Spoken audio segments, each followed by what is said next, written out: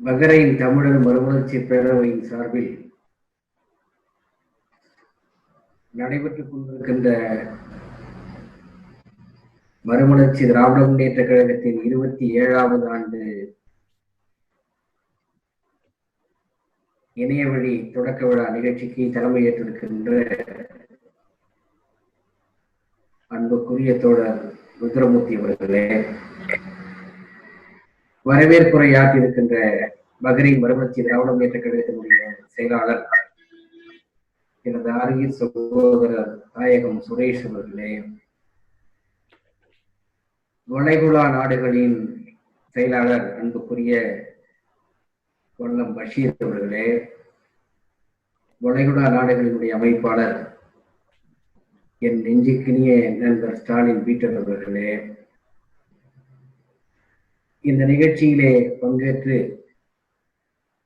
உரையாற்றி இருக்கின்ற மறுமலர்ச்சி திராவிட முன்னேற்ற கழகத்தின் அமீரக கழகத்தினுடைய பல்வேறு நாடுகளில் இருக்கக்கூடிய பொறுப்பாளர்களே, காலத்தின் அருமைப்பாடு கருதி உங்கள் அனைவருக்கும் என்னுடைய இதயமார்ந்த நன்றியை, வணக்கத்தை முதற்கண் தெரிவித்துக் கொள்கிறேன். பஹ்ரைன் தமிழர் மறுமலர்ச்சி பேரவை நடத்துகிற கழகத்தினுடைய 27ஆம் ஆண்டு தொடக்க விழா நிகழ்ச்சியிலே நாம் பங்கேற்க வேண்டும் என்று நம்முடைய அருமை தோழர்கள் தாயகம் சுரேஷ் அவர்களும் வல்லம் பஷீர் அவர்களும் என்னிடத்திலே கேட்டுக்கொண்டு இன்றைய தினம் உங்களை எல்லாம் இந்த இணைய வழி நிகழ்ச்சியின் வாயிலாக சந்திக்கக்கூடிய வாய்ப்பினையும் எனக்கு உருவாக்கி தந்ததற்காக உங்கள் அனைவருக்கும் என்னுடைய நன்றியை முதற்கு தெரிவித்துக் கொள்கிறேன். மறுமலர்ச்சி திராவிட முன்னேற்ற கழகம் 26 ஆண்டுகளை கடந்து 27வது ஆண்டிலே அடியெடுத்து வைத்திருக்கிறது. தமிழ்நாட்டினுடைய அரசியல் வரலாற்றில்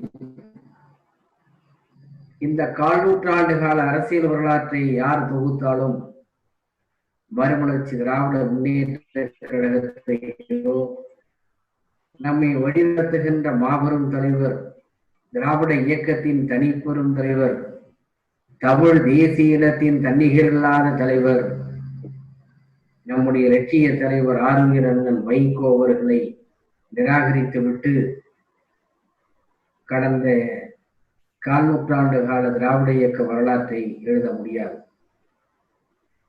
ஏன் நான் இன்னும் ஒருபடி மேலே போய் சொல்கிறேன். திராவிட இயக்கத்தினுடைய வரலாற்றை எழுதுகிற பொழுது அந்த வரலாற்றில் குறிப்பிடத்தகுந்த இடத்தை பெற்றிருக்கக்கூடியவராகவே நம்முடைய தலைவர் வைகோ அவர்கள் இருப்பார்கள் என்பது எவருக்கும் எல்லளவும் ஐயம் இருக்க முடியாது. அப்படிப்பட்ட தலைவரினுடைய தலைமையில் மறுமலர்ச்சி திராவிட முன்னேற்ற கழகம் 1/4 நூற்றாண்டுகளை நாம் கடந்திருக்கின்றோம். அரசியல் களத்தில் மாபெரும் தேர்தல் வெற்றிகளை நாம் பெறவில்லை. தமிழ்நாட்டினுடைய அரசியல் களத்தில் ஒரு இயக்கத்தினுடைய செயல்பாடுகளை தேர்தல் அரசியல் வெற்றி தோல்விகளை வைத்து கணிப்பது என்பது அது வரலாற்றை சரியாக நோக்குவதற்கு உரிய முகாந்திரம் இல்லை என்று நான் கருதுகிறேன். வெற்றி தோல்வி என்பது ஒரு அரசியல் கட்சி அது மாறி மாறி சந்திக்கக்கூடிய நிகழ்வு.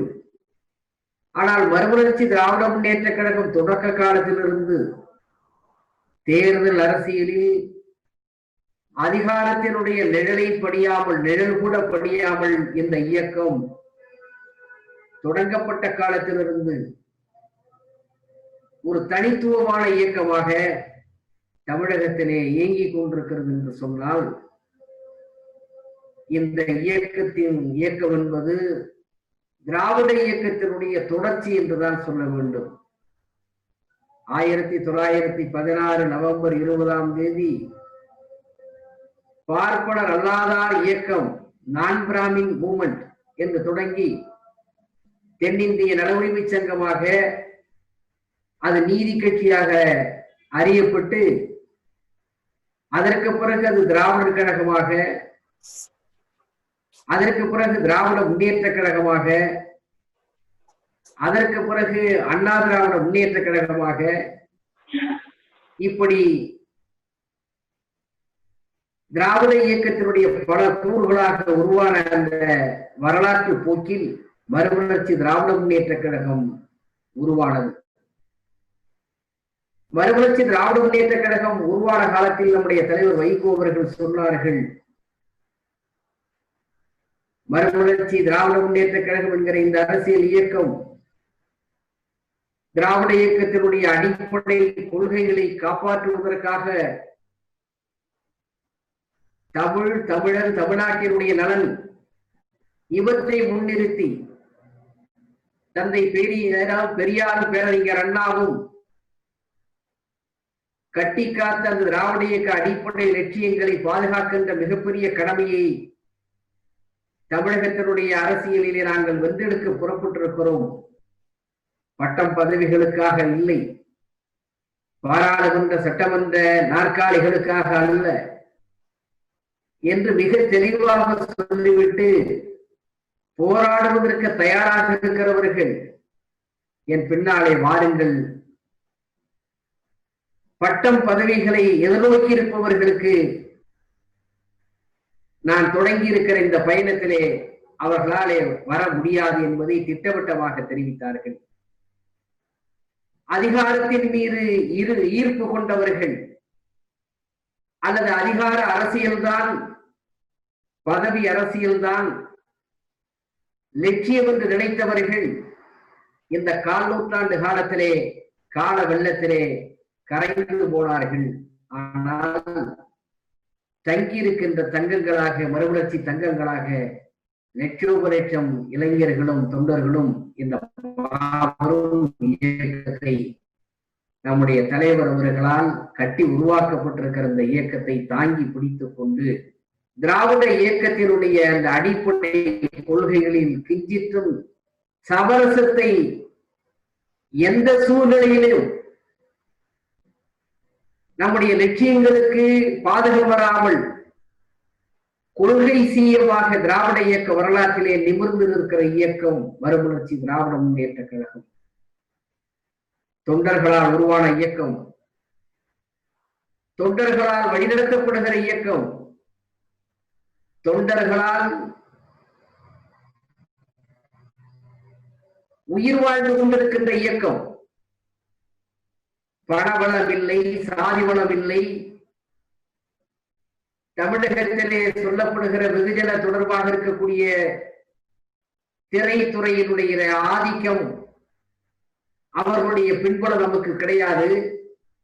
ஆனால் திட்டவட்டமான லட்சியங்களையும் கொள்கைகளையும் மட்டுமே முன்வைத்து ஒரு இயக்கத்தை இந்திய அரசியல் களத்திலே 25 ஆண்டு காலம் கட்டி காப்பாற்ற முடியும் என்று சொன்னால் அது நம்முடைய தலைவர் வைகோ அவர்களுக்கு மட்டும்தான் இருக்கிறது என்பதை இந்த நாட்டினுடைய வரலாறு எழுதி கொண்டிருக்கிறது.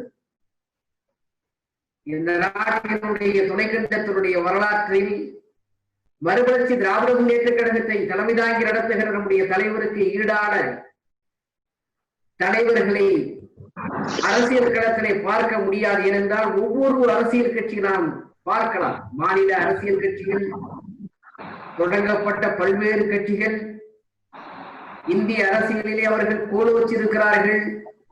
மாநிலங்களிலும் சரி, நாடாளுமன்றத்திலும் சரி வெற்றி பெற்று மிகப்பெரிய இடத்திற்கு வந்திருக்கிறார்கள். ஆனால் தமிழகத்திலே போராட்ட களத்திலேயே 25 ஆண்டுகளை எதிர்நீச்சல் போட்டுக் கொண்டே இருக்கிறோம். ஆனாலும் இன்னமும் களத்திலே மறுமலர்ச்சி திமுக நின்று கொண்டிருக்கிறோம். புறக்கணிக்க முடியாத சக்தியாக நம்முடைய தலைவர் வைகோ அவர்கள் எழுந்து நின்று கொண்டிருக்கிறார்கள். இங்கே பேசுகிற பொழுது தம்பி மைக்கேல் குறிப்பிட்டாரே, இருட்டடிப்புக்கு ஆளாக்கப்பட்டிருக்கிறார் நம்முடைய தலைவர் வைகோ என்று. நான் பூந்தமல்லி மகாநாட்டிலே பேசுகிற பொழுது 2014 சொன்னேன், இருட்டடிப்புகளுக்கு மத்தியிலேதான் திராவிட இயக்கத்தை இந்த மண்ணிலே கட்டி காப்பாற்றி கொண்டு வந்தார்கள் நம்முடைய தலைவர்கள். நீதி கட்சி தொடங்கப்பட்ட காலத்திலே அதை கடுமையாக எதிர்த்தார்கள். சுதேசமித்திரன் எதிர்த்தது, இந்து பத்திரிகை எதிர்த்தது, பார்ப்பனர்கள் எதிர்த்தார்கள். இன்றைக்கு 104வது ஆண்டிலே திராவிட இயக்கம் அடியெடுத்து வைக்கின்ற காலகட்டத்திலே இன்றைக்கும் எதிர்க்கிறார்கள். அதில் முதன்மையாக மறுமலர்ச்சி திமுகவை எதிர்க்கிறார்கள், நம்முடைய தலைவர் வைகோவை எதிர்க்கிறார்கள். என்ன காரணம்? இங்கே பேசுகிற பொழுது தந்தை பெரியாரோடு ஒப்பிட்டு நம்முடைய வல்லம் பஷீர் இங்கே குறிப்பிடுகிற பொழுது தலைவர் அவர்களை குறிப்பிட்டார்கள். நான் அதை உண்மை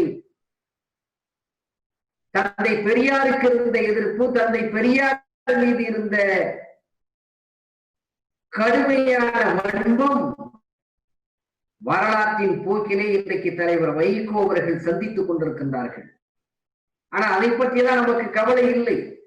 லட்சியவாதி என்பவன் களத்துக்கு வந்து போராடுகிற பொழுது கொள்கைகளுக்காக உயிரிய தாரை வார்த்து தருவதற்கு சித்தமாக இருக்கிற ஒரு உறுதியோடு களத்தில் இருக்கிற ஒரு மகத்தான தலைவரை நாம் பெற்றிருக்கின்ற பொழுது இருட்டடிப்புகளுக்கோ ஊடகங்களினுடைய புறக்கணிப்புக்கோ நாம் கவலைப்பட வேண்டிய அவசியமில்லை.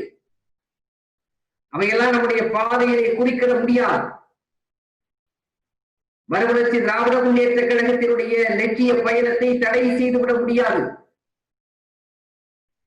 திட்டவட்டமாக பேரறிஞர் அண்ணா அவர்கள் 1949 தந்தை பெரியாருடைய பிறந்த தினத்திலே செப்டம்பர் 17 திராவிட முன்னேற்ற கழகத்தை தொடங்கி மறுநாள் ராபின்சன் பூங்காவில் நடைபெற்ற அந்த மழை நாளில் நடைபெற்ற பொதுக்கூட்டத்திலே உரையாற்றுகின்ற போது பேரறிஞர் அண்ணா அவர்கள் குறிப்பிட்டார்கள், திராவிட முன்னேற்ற கழகத்தினுடைய லட்சியம் என்ன என்று சொல்லிவிட்டு, தந்தை பெரியார் ஒருவர்தான் தலைவர், நான் கண்டதும் கொண்டதும் ஒரே தலைவர் பெரியார் என்று பிற்காலத்திலே சொன்னார் அல்லவா பேரறிஞர் அண்ணா. அந்த தலைவர் தான் எங்களை வழிநடத்துகிறார். அந்த தலைவருக்கான நாற்காலியை காலியாக வைத்திருப்போம். திராவிடர் கழகமும் திராவிட முன்னேற்ற கழகமும் இரட்டை குழல் துப்பாக்கியாக செயல்படும். முன்னிலும் பல மடங்கு வேகத்தோடு பெரியாருடைய கொள்கையில நாங்கள் முன்னெடுத்து செல்வோம் என்று பிரகடனம் செய்துவிட்டு அந்த கூட்டத்திலே பேசுகிற பொழுது அண்ணா அவர்கள் குறிப்பிட்டார்கள், சமூக துறையிலே சீர்திருத்தம், அரசியல் துறையில் வடநாட்டு ஏகாதிபத்தியத்திலிருந்து விடுதலை, பொருளாதார துறையிலே சமதர்மம், இதுதான் திராவிட முன்னேற்ற கழகத்தினுடைய லட்சியம், கோட்பாடு என்று பேரறிஞர் அண்ணா அவர்கள் அறுதியிட்டு சொன்னார்கள். 1966ஆம் ஆண்டு விருகம்பாக்கம் மகாநாடு 67 பொது தேர்தலுக்கு முன்பு நடைபெற்ற அந்த மகாநாட்டில் பேரறிஞர் அண்ணா அவர்கள் உரையாற்றுகிற பொழுது திராவிட இயக்கத்தின் திராவிட முன்னேற்ற கழகத்தினுடைய லட்சியத்தை அடிக்கோலிட்டு பேசுகிற பொழுது அந்த மகாநாட்டிலே குறிப்பிடுகிற பொழுது, எது எனது லட்சியம் என்று வரையறுத்த அந்த மகாநாட்டிலே பேரறிஞர் அண்ணா அழகாக குறிப்பிட்டார்கள், எல்லோரும் இன்புற்று வாழும் இடம்தான் என் லட்சிய பூமி. ஒருவரை ஒருவர் அழுத்தாமல், ஒருவரை ஒருவர் சுரண்டாமல், எல்லோருக்காகவும் நான், எனக்காக எல்லோரும் என்ற முறையில் சமூகம் அமையுமானால் அதுதான் என்னுடைய லட்சிய பூமி. அரசியல் முறையில் அதை பெடரலிசம், கூட்டாட்சி என்று சொல்லலாம். பொருளாதார துறையில் சோசியலிசம், சமத்துவம் என்று சொல்லலாம். முறைப்படி அதை டெமோக்ரசி, ஜனநாயகம் என்று சொல்லலாம். இலக்கிய துறையில் அதை ஐடியலிசம், லட்சியம் என்று சொல்லலாம். எல்லோரும் இன்புற்றிருக்கும் அந்த பூமிதான் என்னுடைய லட்சிய பூமி என்று பேரறிஞர் அண்ணா அவர்கள் 1966 டிசம்பர் மாதம் நடைபெற்ற தேர்தல் சிறப்பு மாநாட்டினை பிரகடனப்படுத்தினார்கள். அதே போல இல்லஸ்ட்ரேட்டட் வீக்லி, ஆங்கில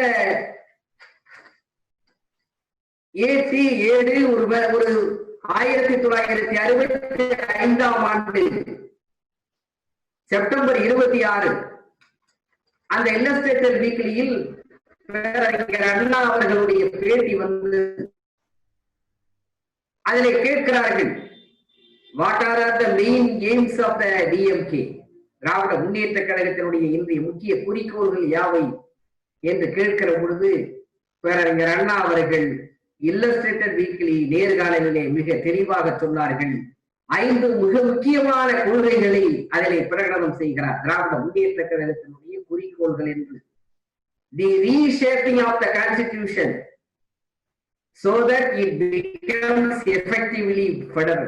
உண்மையான கூட்டாட்சி மலர இந்திய அரசியலமைப்பு சட்டத்தை திருத்த வேண்டும். இது முதல் அடிப்படை கொள்கை, அதை சொல்கிறார். இரண்டாவதாக fuller autonomy of the state, மாநிலங்களுக்கு மேலும் கூடுதலான சுயாட்சி உரிமை பெறுதல். மூன்றாவதாக அண்ணா குறிப்பிடுகிறார் அந்த நேர்காணலில், proportional representation which seeks to solve the problems of communal minorities. சிறுபான்மை வகுப்பினரின் பிரச்சனைக்கு தீர்வு காணும் வகையில் சரி சமவிகித பிரதிநிதித்துவ முறைக்காக பாடுபடுதல். நான்காவதாக டெமோக்ராட்டிக் சோசியலிசம், ஜனநாயக சோசியலிசம் சமதர்மம் அடைதல். ஐந்தாவதாக எராடிகேஷன் ஆஃப் கேஸ்ட், சாதியை ஒழித்தல். இதுதான் பேரறிஞர் அண்ணா அவர்கள் இல்லஸ்ட்ரேட்டர் வீக்லி ஆங்கில பத்திரிகையில் 65ஆம் ஆண்டு செப்டம்பர் மாதம் அளித்த பேட்டி. 1966 தேர்தல் சிறப்பு மகாநாட்டிலே பேரறிஞர் அண்ணா அவர்கள் எது லட்சிய பூமி என்று சொன்னார்கள் நான் முன்னே குறிப்பிட்டேன். அதற்கு முன்பு இல்லஸ்ட்ரேட்டர் வீக்லியிலே அவர் பேசுகிற பொழுது குறிப்பிட்ட பிரகடனத்தை நான் இங்கே தெரிவித்தேன். இவைகளை அடிப்படையாக கொண்டதுதான் மறுமலர்ச்சி திராவிட முன்னேற்ற கழகம். 1994 மே திங்கள் 6ஆம் நாள் மறுமலர்ச்சி திராவிட முன்னேற்ற கழகம் என்கிற இந்த மகத்தான பேர் இயக்கத்தை நம்முடைய தலைவர் வைகோ அவர்கள் உருவாக்கினார்கள் என்றால், இந்த 25 ஆண்டு காலம் 27வது ஆண்டிலே அடியெடுத்து வைக்கின்ற பொழுது திரும்பி பார்க்கிற பொழுது பேரறிஞர் அண்ணா அவர்கள் எந்த அடிப்படை லட்சியங்களை நமக்கு பிரகடனம் செய்து சுட்டி காட்டினார்களோ அந்த அடிப்படையிலே கட்டப்பட்டிருக்கிற இயக்கம் தான் மறுமலர்ச்சி திராவிட பயணத்திலேதான் நாம் போய் கொண்டிருக்கிறோம்.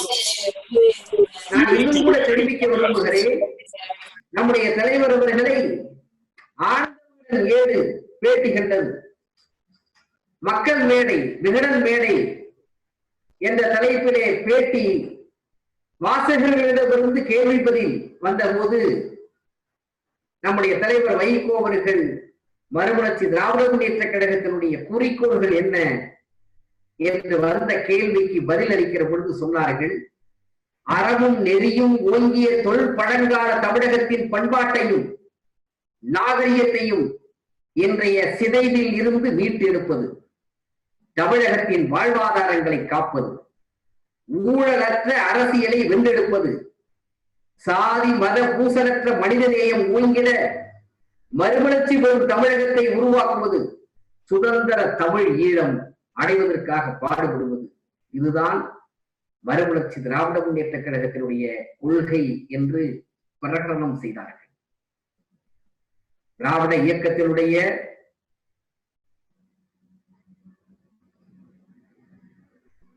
வரலாற்றை எழுதியவர் மிகப்பெரிய ஆய்வாளர், அவருக்கு ஈடான ஆய்வாளர் எவரும் கிடையாது என்றெல்லாம் சொல்லப்படுகிறவர், கலைஞர் அவர்களிடத்திலே முரசொலியிலே பணியாற்றியவர், அதற்கு பிறகு மறுமலர்ச்சி திராவிட முன்னேற்ற கழகம் உருவான இடத்திலே நம் தலைவர் வைகோ அவர்களுக்கு தோள் கொடுப்பதற்காக நம்மோடு வந்தவர், மறுமலர்ச்சி திராவிட முன்னேற்ற கழகத்தினுடைய வாழும் கேடயமாக விளங்குகிற நம்முடைய சங்கொலி ஏட்டினுடைய பொறுப்பாசிரியராக 10 ஆண்டு காலம் இருந்தவர், நான் மிகுந்த மரியாதை வைத்திருந்தவர் என்று சொல்லுகிறேன். காரணம் இருக்கிறது. திருநாவுக்கரசு அவர்கள் ஒரு இடத்திலே பேசுகிற பொழுது அவருடைய பேச்சை நான் கேட்டேன் காணொலியில். இந்து தமிழ் இந்து நாளேட்டிலே எழுதுகின்ற கட்டுரையிலே நான் படித்தேன், அவர் சொல்கிறார், திராவிட இயக்கம் என்று சொன்னால் அது திராவிடர் கழகத்தையும் திராவிட முன்னேற்ற கழகத்தையும் பெரியார் இயக்கத்தோடு பிரிந்து சென்றிருக்கக்கூடிய சில இயக்கங்களையும் தான் குறிக்கும். மற்றது எதுவும் திராவிட இயக்கம் என்ற அந்த வரையறுக்குள் கருத முடியாது. ஏனென்றால் அவர்களுக்கு கொள்கை இல்லை என்று சொல்லிவிட்டு அதிமுகவுக்கும் கொள்கை கிடையாது, மதிமுகவுக்கும் கொள்கை கிடையாது என்று சொன்னார். 10 ஆண்டு காலம் சங்கொலி பத்திரிகையினுடைய பொறுப்பாசிரியராக இருந்தவர்.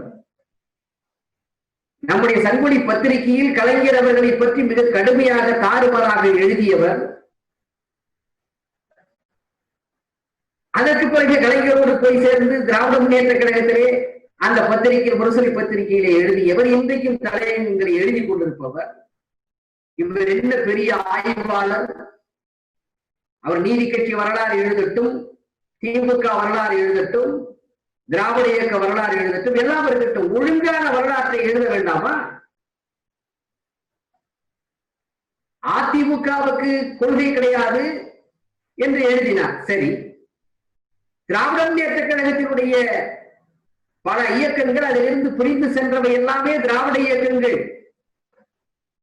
நம்முடைய ஆசிரியர் திராவிட கழகத்தினுடைய தலைவர் ஆசிரியர் வீரமணி அவர்கள் தான் சொல்வார்கள், திராவிட இயக்கம் பிரிந்து போனது என்று சொல்லாதீர்கள், விரிவடைந்திருக்கிறது என்று சொல்லுங்கள் என்று சொல்வார்.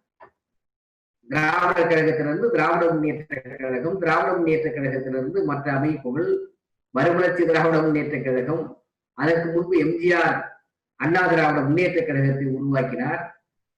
இன்றைக்கு பெரியார் திராவிடர் கழகம், திராவிடர் விடுதலை கழகம். இப்படி பிரிந்திருந்தால் அது பிரிந்திருக்கிறது என்ற அர்த்தம் அல்ல, விரிவடைந்திருக்கிறது என்ற அர்த்தம் என்று அவர் குறிப்பிட்டார்கள் ஐயா வீரமணி அவர்கள். ஆனால் இவர் பேசுகிறார், திருநாவுக்கரசு மறுமலர்ச்சி திமுக அண்ணா திமுக ரெண்டும் திராவிட இயக்கம் இல்லை, எந்த கொள்கையும் கிடையாது என்று அண்மையில் பேசி இருக்கிறார். நீங்கள் மற்றவர்களை ஏன் போய் நாம் கோபப்படுத்த வேண்டும்? மற்றவர்கள் பேசுகிறார்களே என்று நாம் ஏன் நம்மை புறக்கணிக்கிறார்கள்? ஊடகங்கள் நம்மை இருட்டடிப்பு செய்கிறது என்றெல்லாம் நாம் கவலைப்படுகிறோம். ஆனால் திராவிட இயக்கத்தினுடைய ஆய்வாளர் என்று சொல்லப்படுபவரே இப்படி சொல்கிறார் என்றால் எவ்வளவு பெரிய வன்மத்தை நம் மீது, நம்முடைய இயக்கத்தின் மீது, நம்முடைய தலைவர் மீது வைத்திருக்கிறார்கள் என்பதற்காக நான் இதை சொல்கிறேன்.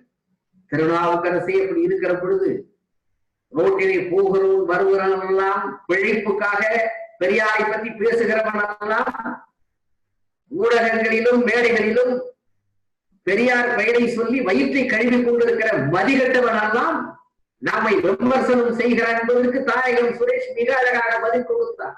அதை பற்றி நாம் கவலைப்பட வேண்டிய அவசியம் இல்லை.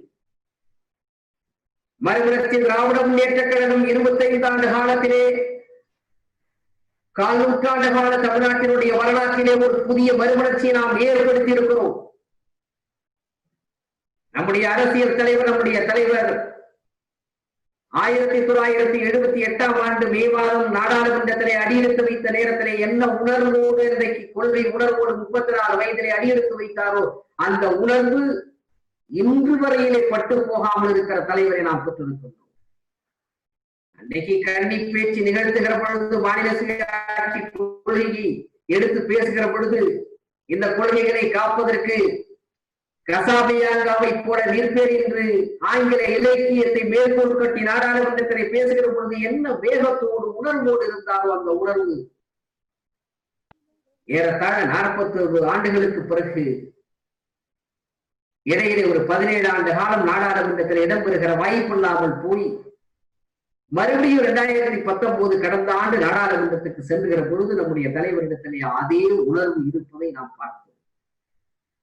இந்தியில் வந்த கடிதங்களை கிழித்திருந்த பிரதமராக இருந்த மொரார்ஜி தேசாயுடைய முகத்துக்கு நேராக வீசி எறிந்து விட்டு, இந்தி வெறியர்களே, என் கடிதத்திலே எனக்கு அனுப்பப்பட்டிருக்கிற இந்த இந்தி கடிதத்தை நான் கிழித்தெறிவது போல நீங்கள் இந்தி திணிக்கின்ற அந்த முயற்சிகளை நாங்கள் கிழித்தெறிவோம். தமிழகத்திலே மிகப்பெரிய வரலாறு எங்களுக்கு இருக்கிறது என்பதை நேருக்கு நேராக, முகத்துக்கு நேராக அன்றைக்கு சொன்னார். அன்னைக்கு 34 வயது. 40 ஆண்டு காலம் கழித்து அதே உணர்வு கடந்த ஆண்டு நாடாளுமன்றத்திலே மத்திய சுகாதாரத்துறை அமைச்சர் ஹர்ஷவர்தன் உறுப்பினர்களுடைய கேள்விக்கு ஆங்கிலத்திலே பதில் சொல்லுகிற பொழுது இந்தியிலேதான் பதில் சொல்ல வேண்டும் என்று சொல்லி இந்தி வரியர்கள் எழுந்து கூச்சல் போட்ட பொழுது நம்முடைய தலைவர் வைகோ அவர்கள் முடியவே முடியாது, அவர் ஆங்கிலத்திலே பேசட்டும், நாடாளுமன்றத்திலே இந்தியிலே பேசுவதற்கு நீங்கள் எழுந்து கூச்சல் போடக்கூடாது என்று சொல்லி வைகோவை எதிர்த்து இந்தி பேசுகிறவனெல்லாம் கூச்சல் போட்டான். எப்படி 1991 பித்தபுரிய மௌரியா என்கிற காங்கிரஸ் எம்பி ஒரிசா மாநிலத்துக்காரன் இந்தி வேண்டுமா, ஒன்றுபட்ட இந்தி வேண்டுமா என்று கேள்வி எழுப்பிவிட்டு நம்முடைய தலைவர் அவர்கள் ஆவேசமாக பேசிய பொழுது இந்தி இந்தியா வேண்டுமா, ஒன்றுபட்ட இந்தியா வேண்டுமா என்று சொல்லுகிற பொழுது இப்படி பேசினால் you are crushed at the floor of the house, அடித்து நொறுக்குவோம் இதே சபையில் என்று சொன்ன பொழுது என்னை அடித்து நொறுக்கினாலும் சரி, ஒரு முறை அல்ல 1000 முறை நான் திரும்ப திரும்ப கேட்பேன் என்று அன்றைக்கு பதில் சொன்னார் 91. அதே உணர்வோடு இன்றைக்கும் ஹர்ஷவர்தன் பேசுகிற பொழுது ஒரு தன்னந்தனியனாக இந்த வயதில் நாடாளுமன்றம் நடந்து கொண்டிருக்கின்ற பொழுது இந்தி ஒழிக, இந்தி ஆதிக்கம் ஒழிக என்று எழுந்து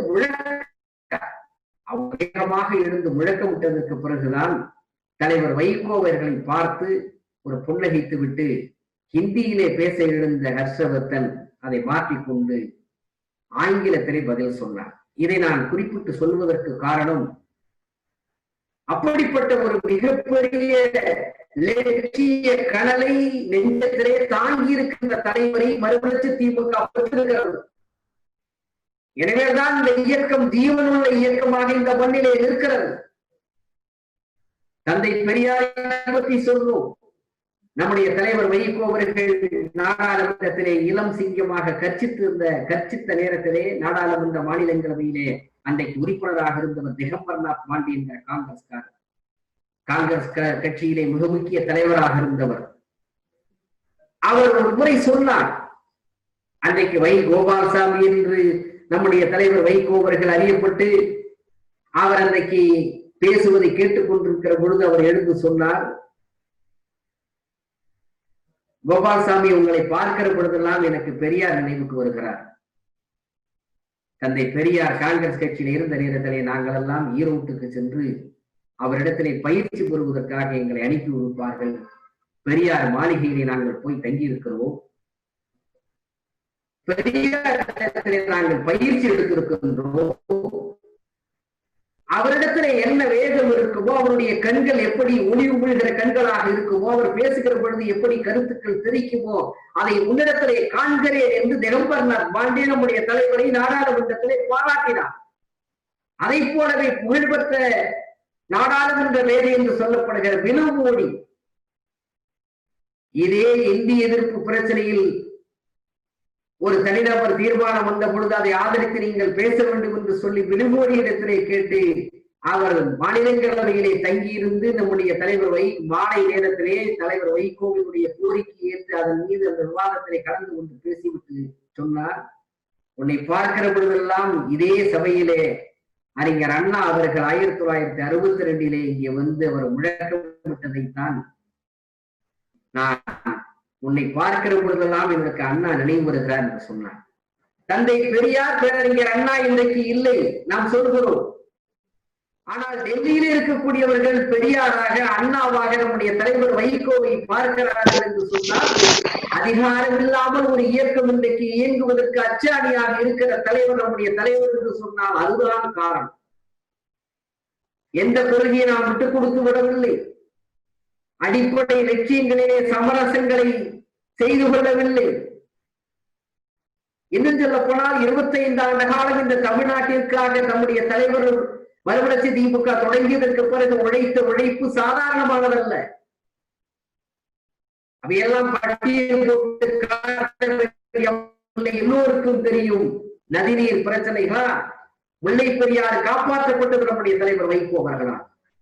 காவிரி பிரச்சனைக்காக நடைபயணத்தை மேற்கொண்டார். பாலாறு பிரச்சனை, அமராவதி பிரச்சனை, பவானியாறு பிரச்சனை, நதிநீர் பிரச்சனைகளுக்காக அண்டை மாநிலத்தினுடைய முதலமைச்சர் உம்மன் சாண்டியை 2005ஆம் ஆண்டு போய் சந்தித்தார்கள். சந்தித்து கேரளாவுக்கும் தமிழ்நாட்டுக்கும் இருக்கக்கூடிய பிரச்சனைகளை எல்லாம் எடுத்து சொல்லி பாண்டியாறு புன்னம்புழா திட்டம், செம்பகவல்லி அணை திட்டம், அதை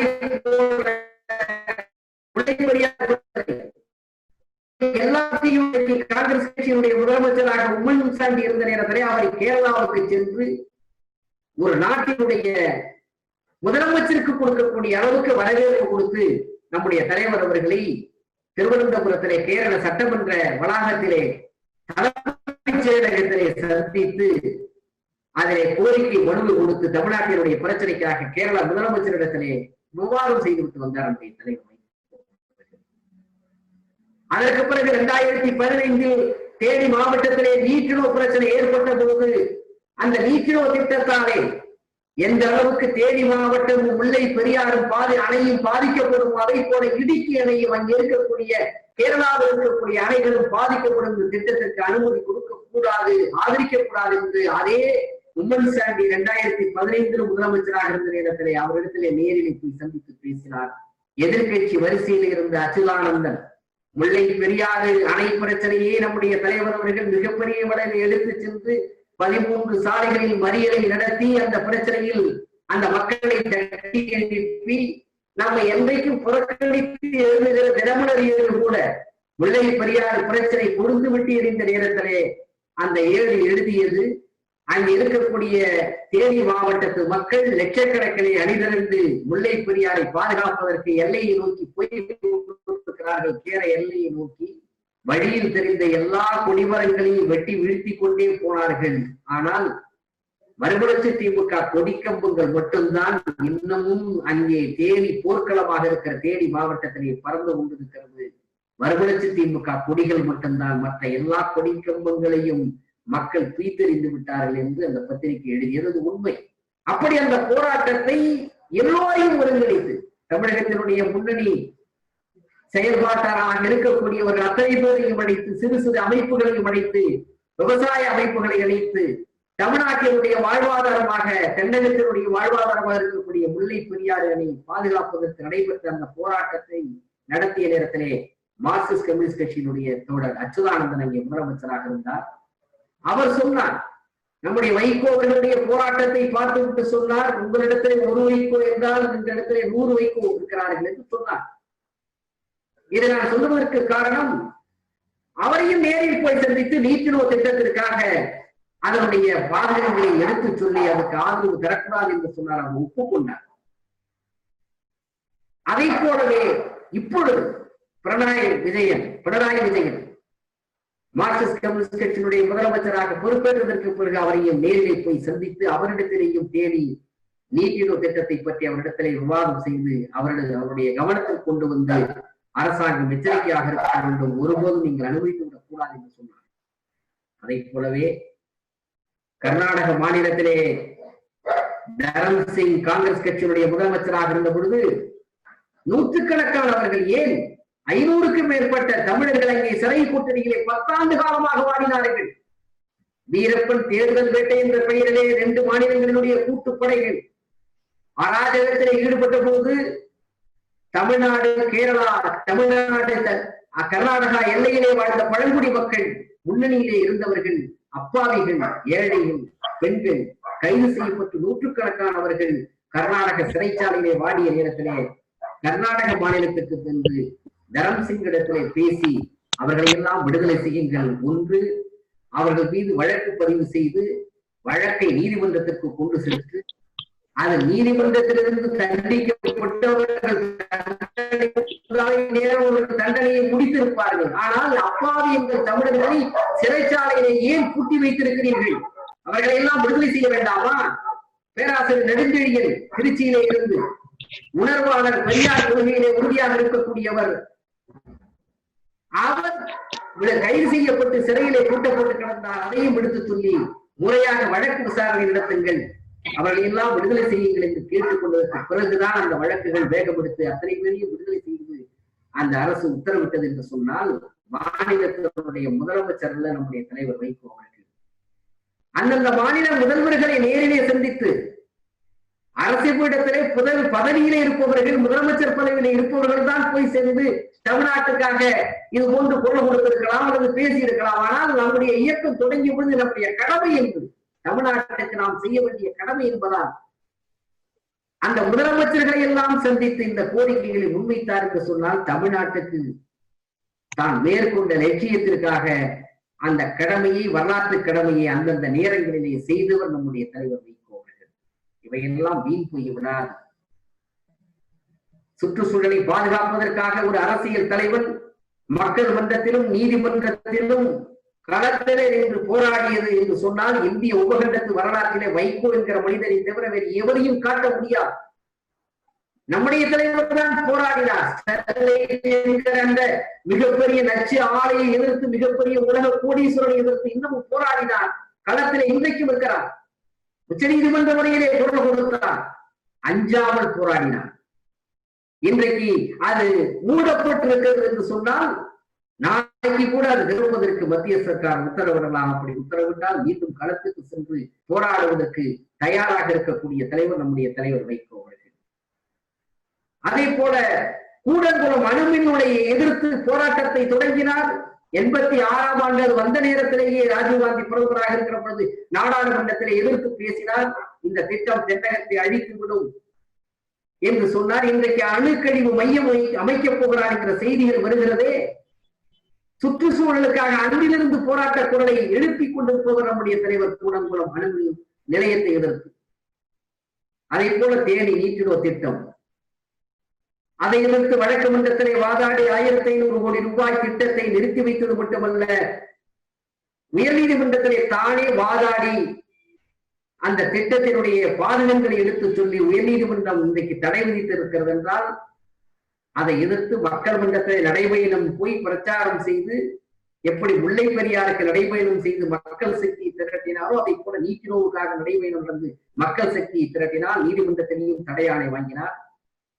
தமிழ்நாட்டில் நிலத்தடி நீரை உறிஞ்சு கொண்டிருக்கின்ற சீமை கருவேல மரங்களை அகற்ற வேண்டும் என்பதற்காக அந்த கோரிக்கையை முன்வைத்து நீதிமன்றத்திலே வாதாடி சென்னை உயர்நீதிமன்ற மதுரை கிளை உத்தரவிடுகின்ற ஒரு நிலையை உருவாக்கி அதற்காக இன்னமும் போராடி கொண்டிருக்கிறார் நம்முடைய தலைவர் வைகோ என்றால் சுற்றுச்சூழலை பாதுகாக்க போராடிய தலைவர் என்கிற வரலாறு தமிழ்நாட்டு வரலாற்றிலோ இந்திய வரலாற்றோ வைகோவை தவிர வேற எந்த அரசியல் தலைவர்களுக்கும் இருக்க முடியாது.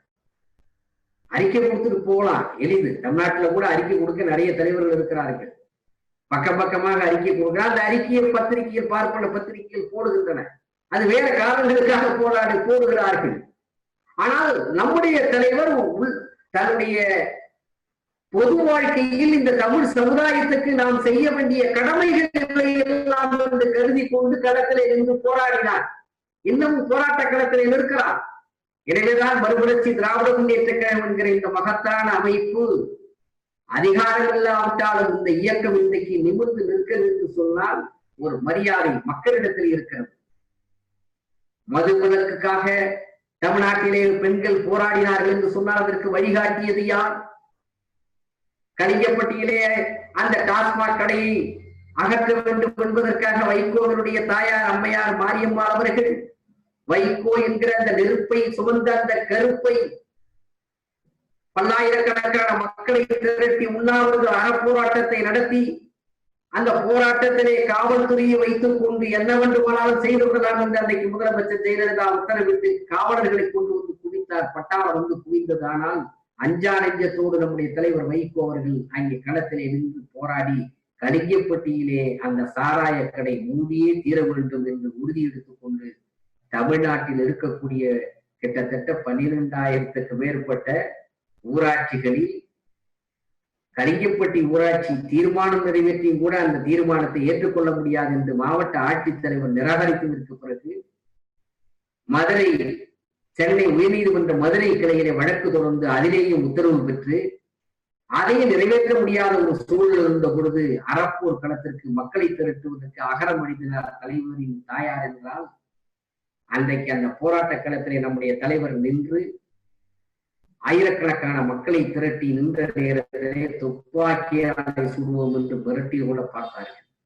தென் மாவட்டத்து காவல்துறை எப்படி இருக்கும் என்பதை துப்பாக்கி சூடு நடந்த போது பார்த்தோம். ஸ்டெர்லைட் 13 அப்பாவி மக்களை சுட்டு கொன்றார்களே வேதாந்தா அனில் அகர்வாலுக்காக. இன்றைக்கு சாத்தான்குளத்திலே எப்படி தந்தை மகன் ஜெயராஜ் பெண்டிக்ஸ் இருவரையும் லாக்கப்பிலே வைத்து அடித்து சித்திரவதை செய்து கொண்டிருக்கிறார்களே, தென் மாவட்டத்து காவல்துறை எப்படி இருக்கிறது என்பதற்காக தென் மாவட்ட காவல்துறை நூற்றுக்கணக்கில் அங்கே குவித்து வைத்துக் கொண்டு தலைவர் வைகோ போராடுகிற பொழுது அவர்கள் நின்ற நேரத்திலே உறுதியாக நெஞ்சை நிமிர்த்தி நின்று அந்த வேனிலே ஏறி நின்று வைகோ பேசுவது இன்றைக்கும் பாருங்கள். எந்த அரசியல் கட்சி தலைவராலும் அப்படி முடியாது. உயிருக்கு பயந்தவர் அல்ல. டாஸ்மாக் கடை அன்றைக்கு மக்கள் எழுச்சியால் அடித்து நொறுக்கப்பட்டது. ஜெயலலிதா அதை தன்னுடைய அரசுக்கு ஏற்பட்டிருக்கின்ற மிகப்பெரிய அவமானம் என்று கருதினார். எப்படியாவது அந்த டாஸ்மாக் கடையை திறந்தே ஆக வேண்டும் என்று சொல்லி உத்தரவு போட்டிருந்தார். ஆனால் காவல்துறை அதிகாரிகள் கலிங்கப்பட்டியை நெருங்குவதற்கு அஞ்சுகிறார். எதற்கும் தயாரானவர் வைகோ என்று அவர்களுக்கு தெரியும். அடித்து சித்திரவதை செய்வதற்கு காவல்துறையை கொண்டு வந்து நிறுத்தி வைத்துவிட்டு ஒரு 300 காவலர்கள் கையில் கைத்தடியை கொடுத்து இரவு நேரத்திலே கலிங்கப்பட்டியிலே உள்ளே பூந்து அந்த பொதுமக்களை அடிக்க வேண்டும், உதைக்க வேண்டும், டாஸ்மாக் கடையை நாசப்படுத்தி விட்டார்கள், உடைத்து உதைக்கி விட்டார்கள் என்று கலிங்கப்பட்டியில் இருக்கக்கூடிய மக்கள் மீது தாக்குதல் நடத்த வேண்டும் என்கிற திட்டம் இருந்தது என்ற தகவல் கிடைத்த போது நம்முடைய தலைவர் வைகோ அவர்கள் அன்றைக்கு இரவெல்லாம் எல்லை காவலனாக நின்று தன் ஊரில் இருக்கிற தன் மக்கள் மீது ஒரு அடி கூட பட்டுவிடக்கூடாது, அடிபட்டால் நான் பட்டுக் கொள்கிறேன் என்று சொல்லி அங்கிருக்கின்ற ஊரில் இருக்கக்கூடிய முன்னணியரோடு அடிபட்டால் தன்னுடைய தம்பி ரவிச்சந்திரன் மீதும் தன் மீதும் அடி விழட்டும், ஒரு சிறு துரும்பு கூட கழிவு கட்டியில் இருக்கக்கூடிய என் மக்களுக்கு விழுந்து விடக்கூடாது என்று எல்லையிலேயே நின்று காவலராக இருந்த போது காவல்துறை அதிகாரிகள் வைகோ என்ற மனிதன் யார் என்று அவர்களுக்கு தெரியும். மேலதிகாரிகளுக்கு தகவல் அனுப்பினார்கள். முதலமைச்சருக்கு தகவல் போனது. வைகோ தூங்கவில்லை. தன் ஊரில் இருக்கிற கலிங்கப்பட்டி மக்களுக்காக எல்லை காவல் படை தளமிருப்பதை போல கலிங்கப்பட்டி எல்லையில் இருக்கிறார். அவரை தாண்டி உள்ளே போக முடியாது. வைகோ என்றால் யார் என்றவர்களுக்கு தெரியும். அதுக்கு பிறகுதான் அம்மையார் உத்தரவு போட்டு காவல்துறை பின்வாங்கியது. ஆனால் அன்றைக்கு இரவெல்லாம் நம்முடைய தலைவர் வைகோ அவர்கள் தூங்கவில்லை. இதை நான் சொல்லுவதற்கு காரணம், போராட்ட களத்திலே அஞ்சுகிற தலைவன் அல்ல நம்முடைய தலைவர். நம்முடைய பிரதமர் இங்கே வந்த நேரத்திலே பிரதமருக்கு கருப்பு கொடி போராட்டத்தை நடத்தினாரே, வீரியம் குறையாத அந்த போராட்டத்தை. எனவே போர்க்களங்களிலே களத்திலே நின்று தலைமை தாங்குவதற்கும் எதையும் சந்திப்பதற்கும் தயாராக இருக்கக்கூடிய தலைவரை நம்முடைய இயக்கம் பெற்றிருக்கிறது. நீதிமன்றமா பெரியாரோடு ஒப்பிட்டு சொல்லக்கூடிய அளவுக்கு எப்படி 124A வழக்கு போட்ட பொழுது 1938 தலைவர் தந்தை பெரியார் அவர்கள் மீது வழக்கு போடப்பட்டு இந்திய எதிர்ப்பு போராட்ட களத்திலே அவரை கைது செய்து பெல்லாரி சிறையில் அடைத்தார்கள். 167 நாட்கள் தலைவர் பெரியார் அடைபட்டு கிடந்தார். இந்த ஆட்சி ஏன் ஒழிய வேண்டும் என்று குடியரசு பத்திரிகையிலே தலைவர் நம்முடைய தலைவர் அன்றைக்கு தந்தை பெரியார் எழுதிய காரணத்தினாலே தேச துரோக வழக்கு பதிவு செய்து அவரை சிறையிலே கூட்டிய பொழுது சென்னை ஜார்ஜ் டவுன் நீதிமன்றத்திலே அந்த வழக்கு நடந்த பொழுது சிறைச்சாலைக்கு அஞ்சாத தளபதியாக தலைவர் தந்தை பெரியார் அவர்கள் நீதிமன்றத்திலே 2 ஆண்டு தானா, வெறும் 2 ஆண்டு தானா என்று கேட்டு மிகுந்த மகிழ்ச்சியோடு சிறைச்சாலைக்கு சென்ற பதிவு செய்திருக்கின்றார். கொஞ்சம் கூட அச்சம் என்கிற அந்த உணர்ச்சியை அவருடைய முகத்திலே பார்க்க முடியவில்லை பெரியாருக்கு என்று சொன்னார். அது போன்ற ஒரு உணர்வு நம்முடைய தலைவருக்கு உண்டு. இப்பொழுது தேச துரோக வழக்கிலே அவர் மீது வழக்கு நடந்த பொழுது கடந்த ஆண்டு நாம் பார்த்தோமே நீதிமன்றத்தில் வைகோ கேட்டுக்கொண்டதற்கு இணங்க நீதிமன்றம் அவருக்கு குறைந்தபட்ச தண்டனை கொடுத்திருக்கிறது என்று அந்த நீதிபதி வாசிக்கிறார். அவர் வாசித்து முடித்ததற்கு பிறகு அதை வாங்கி அந்த தீர்ப்பினுடைய நகலை வாங்கி அந்த மன்றத்திலேயே குற்றவாளி கூண்டில் இருக்கிற நம்முடைய தலைவர் சொன்னார் நீதிமன்றத்திலே, நீதிபதி அவர்களே நான் கேட்டேனா, குறைந்தபட்ச தண்டனை கொடுங்கள் என்று நான் உங்களிடத்திலே கோரிக்கை வைத்தேனா, எப்படி நீங்கள் இந்த தீர்ப்பிலே அதை எழுதலாம்? இது வரலாற்று பதிவாகிவிடுமே. தயவு செய்து இந்த தீர்ப்பை திருத்துங்கள். நான் ஒப்புக்கொள்ள முடியாது. நான் பேசினேன், ஐ அக்யூஸ் என்று குற்றம் சுமட்டி நான் குற்றம் சாட்டுகிறேன் என்று நான் பேசியது உண்மை ஈழ பிரச்சனையில் இந்திய அரசாங்கத்தை பற்றி. ஆனால் அதற்காக இந்த நீதிமன்றம் எந்த தண்டனை எவ்வளவு ஆண்டு வேணாலும் கொடுக்கட்டும், நான் ஏற்றுக்கொள்ள தயார் என்று நீதிமன்றத்தில் எப்பொழுது ராஜ்யசபா கேண்டிடேட் அவர் வேட்பாளராக அறிவிக்கப்படுவார் என்று சொல்லப்பட்ட நேரத்தில் நாடாளுமன்றத்துக்கு போகிறார் வைகோ என்று நாடு முழுவதும் இருக்கக்கூடிய மக்களும் உலகெங்கும் இருக்கிற தமிழர்கள் மிகுந்த நம்பிக்கை கொண்டிருக்கிற நேரத்திலே அந்த வழக்கிலே என்ன தண்டனை விதிக்கப்பட போவது, வைகோ நிலைமை என்ன ஆகும் என்று பரபரப்பாக பேசப்பட்ட சூழ்நிலையிலே நீதிமன்றத்திலே நின்று பேசாமல் இருந்திருக்கலாம். பதவிக்கு போவது தடுக்கப்பட்டு விடுவோம், இதன் பொருட்டு 2 ஆண்டுகளுக்கு சேர்த்து கொடுத்து விட்டால் வேட்பாளராக முடியாது, நீங்க நாடாளுமன்றத்திற்கு போக முடியாது என்று நம்முடைய தலைவர் கருதி இருப்பாரானால் ஒருபோதும் அப்படி பின்வாங்கி இருக்கலாம். ஆனால் அவர் இயல்பிலே பெரியார் ரத்தம், இயல்பிலே பெரியார் கொள்கைக்காக வாழ்கிற அந்த மனத்தின்மை நம்முடைய தலைவருக்கு இருக்கிற காரணத்தால் நீதிமன்றத்திலே உங்கள் தீர்ப்பினை தவறு இருக்கிறது என்று சொல்லக்கூடிய பிராணி துடிவு ஆற்றல் இந்திய வரலாற்றிலே வைகோவை தவிர வேறு எவருக்கும் இருக்க முடியாது. 19 மாத காலம் சிறைச்சாலையில் இருந்தவர் அல்லவா. எமை எத்துவாயே நீ எதிரிகள் கோடி இட்டு அடைத்தாலும் தொடேல் என்று சொன்னானே, அந்த உணர்வை பெற்றவர் அல்லவா.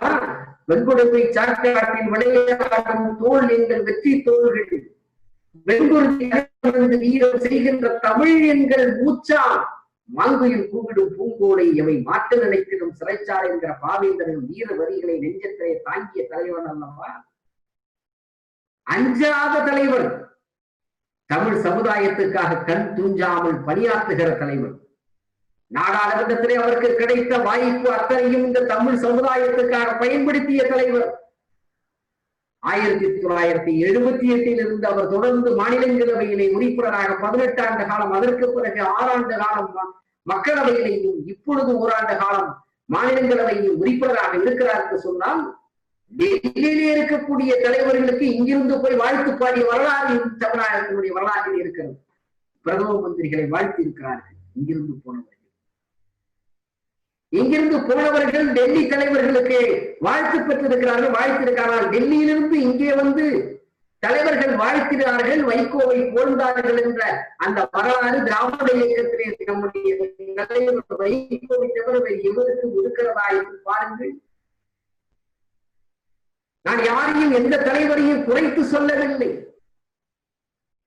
கலைஞர் அவர்கள் மீது மிகப்பெரிய மரியாதையை நான் வைத்திருக்கின்றேன். தலைவர் கலைஞர் அவர்கள் ஒப்பாரம் இல்லாத தலைவராக இருந்து திராவிட முன்னேற்ற கழகத்தை வழிநடத்திய தலைவர், அதில் மாற்று கருத்து கிடவில்லை.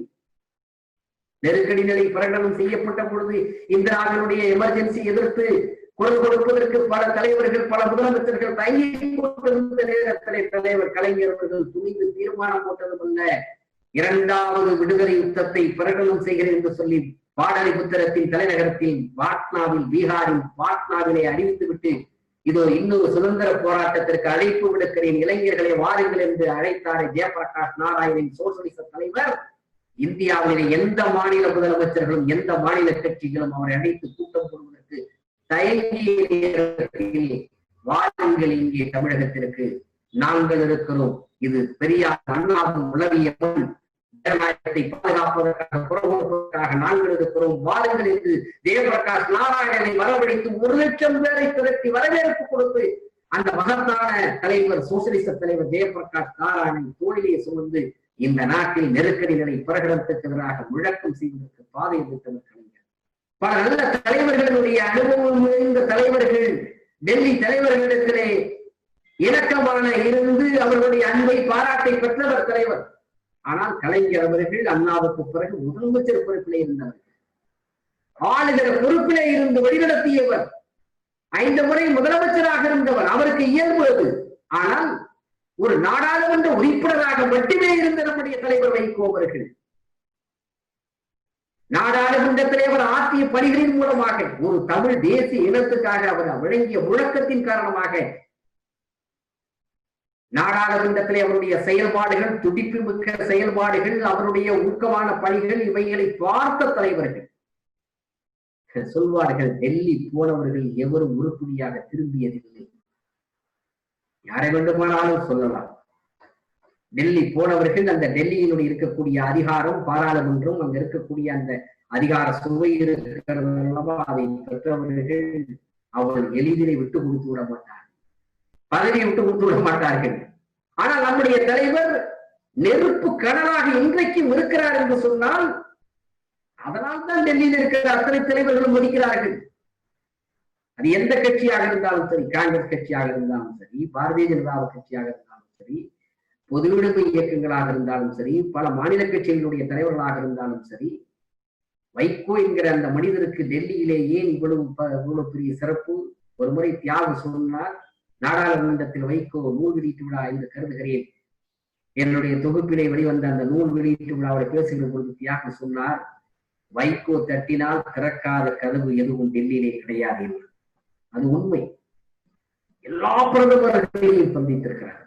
அவருடைய வரலாற்றிலே பண்டித ஜவஹர்லால் நேரு, லால் பகதூர் சாஸ்திரி, இடையிலே பிரதம மந்திரியாக இருந்த குல்சாரிலால் நந்தா, இவர்களை தவிர அத்தனை தலைவர்களையும், மொரார்ஜியிலிருந்து இந்திரா காந்தியிலிருந்து இன்றைக்கு இருக்கக்கூடிய நரேந்திர மோடி வரையிலே அத்தனை பேரிடத்திலையும் கொள்கைக்காக, லட்சியத்துக்காக, தமிழ்நாட்டுக்காக, தமிழ்நாட்டின் உரிமைக்காக, தமிழ்நாட்டின் வாழ்வாதாரங்களுக்காக, ஈழ தமிழர் பிரச்சனைக்காக வாதாடி இருக்கிறார், போராடி இருக்கிறார். அத்தனை தலைவர்கள் நம் தலைவரினுடைய அந்த கொள்கை உறுதி பாராட்டி இருக்கிறார்கள். இல்லை என்றால் மன்மோகன் சிங் போர்ட்ரல்ஸ் ஆஃப் த பிரிசன் என்கிற தலைவரின் சிறையில் இருந்து அவர் எழுதிய சிறையில் விரிந்த மடல்கள் நூல் வெளியீட்டு விழா வந்த நேரத்திலே சொல்வாரா, சல்யூட் வைகோ என்று சொன்னாரே. எத்தனையோ தலைவர்கள் என்னை சந்திக்க வருகிறார்கள், மாநில கட்சியினுடைய தலைவர்கள், கூட்டணி தலைவர்கள். ஆனால் தன்னுடைய மாநிலத்துக்காக, தன்னுடைய மக்களுக்காக என்று பேசுபவர் வைகோ மட்டும்தான் என்று சொல்லி ஐ சல்யூட் வைகோ என்று சொன்னாரே, எப்படி சொல்ல முடிந்தது? ஒரு வாஜ்பாய் என்கிற மகத்தான தலைவரை பிரதம மந்திரியை அழைத்து வந்து கடற்கரையிலே 5 மணி நேரம் 6 மணி நேரம் உட்கார வைத்து, புரோட்டோகாலை மீறி உட்கார வைத்து மிகப்பெரிய பேரணி நடத்தி அந்த பேரணியிலே சேது கால்வாய் திட்டத்தை அறிவிக்கிறேன், வைகோ கேட்டுக்கொண்டதாக அறிவிக்கிறேன் என்று சொல்லி அறிவிக்க வைத்தாரே. பல மாநிலத்தினுடைய முதலமைச்சர்கள் வந்து கடற்கரையிலே அந்த கூட்டத்திலே அண்ணா மறுமலர்ச்சி பேரணி, அண்ணா பிறந்தநாள் விழாவிலே கலந்து கொண்டார்களே. ஜார்ஜ் பெர்னாண்டஸ் மிகப்பெரிய தலைவர், எல்கே அத்வானி வந்து கலந்து கொண்டார். அன்றைக்கு பிரகாஷ் சிங் பாதல் பஞ்சாப் மாகாணத்தினுடைய முதலமைச்சர், பஞ்சாப் மாநில முதலமைச்சர் பிரகாஷ் சிங் பாதல் அவர்கள் கலந்து கொண்டார். பருக்கத்துல்லா கலந்து கொண்டார்.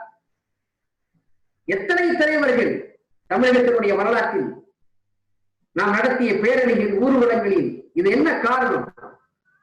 வைகோ என்கிற அந்த தலைவனுடைய நெற்றி உறுதியை பார்த்துத்தான் டெல்லியில் இருக்கிற அத்தனை தலைவர்களும் தலை வணங்குகிறார்கள். எவ்வளவு பெரிய மகத்தான தலைவனை நாம் பெற்றிருக்கின்றோம். இங்க இருக்கிற ஊடகங்களை பற்றி கவலைப்படார்கள். அரட்டை கட்சியை நடத்தி கொண்டிருக்கிற அந்த ஊடகங்கள் பற்றி நமக்கு கவலை கிடையாது. நம்முடைய வரலாற்றை எந்த பயனாலும் எவனாலும் இருட்டடிப்பு செய்துவிட முடியாது நம்முடைய தலைவனை.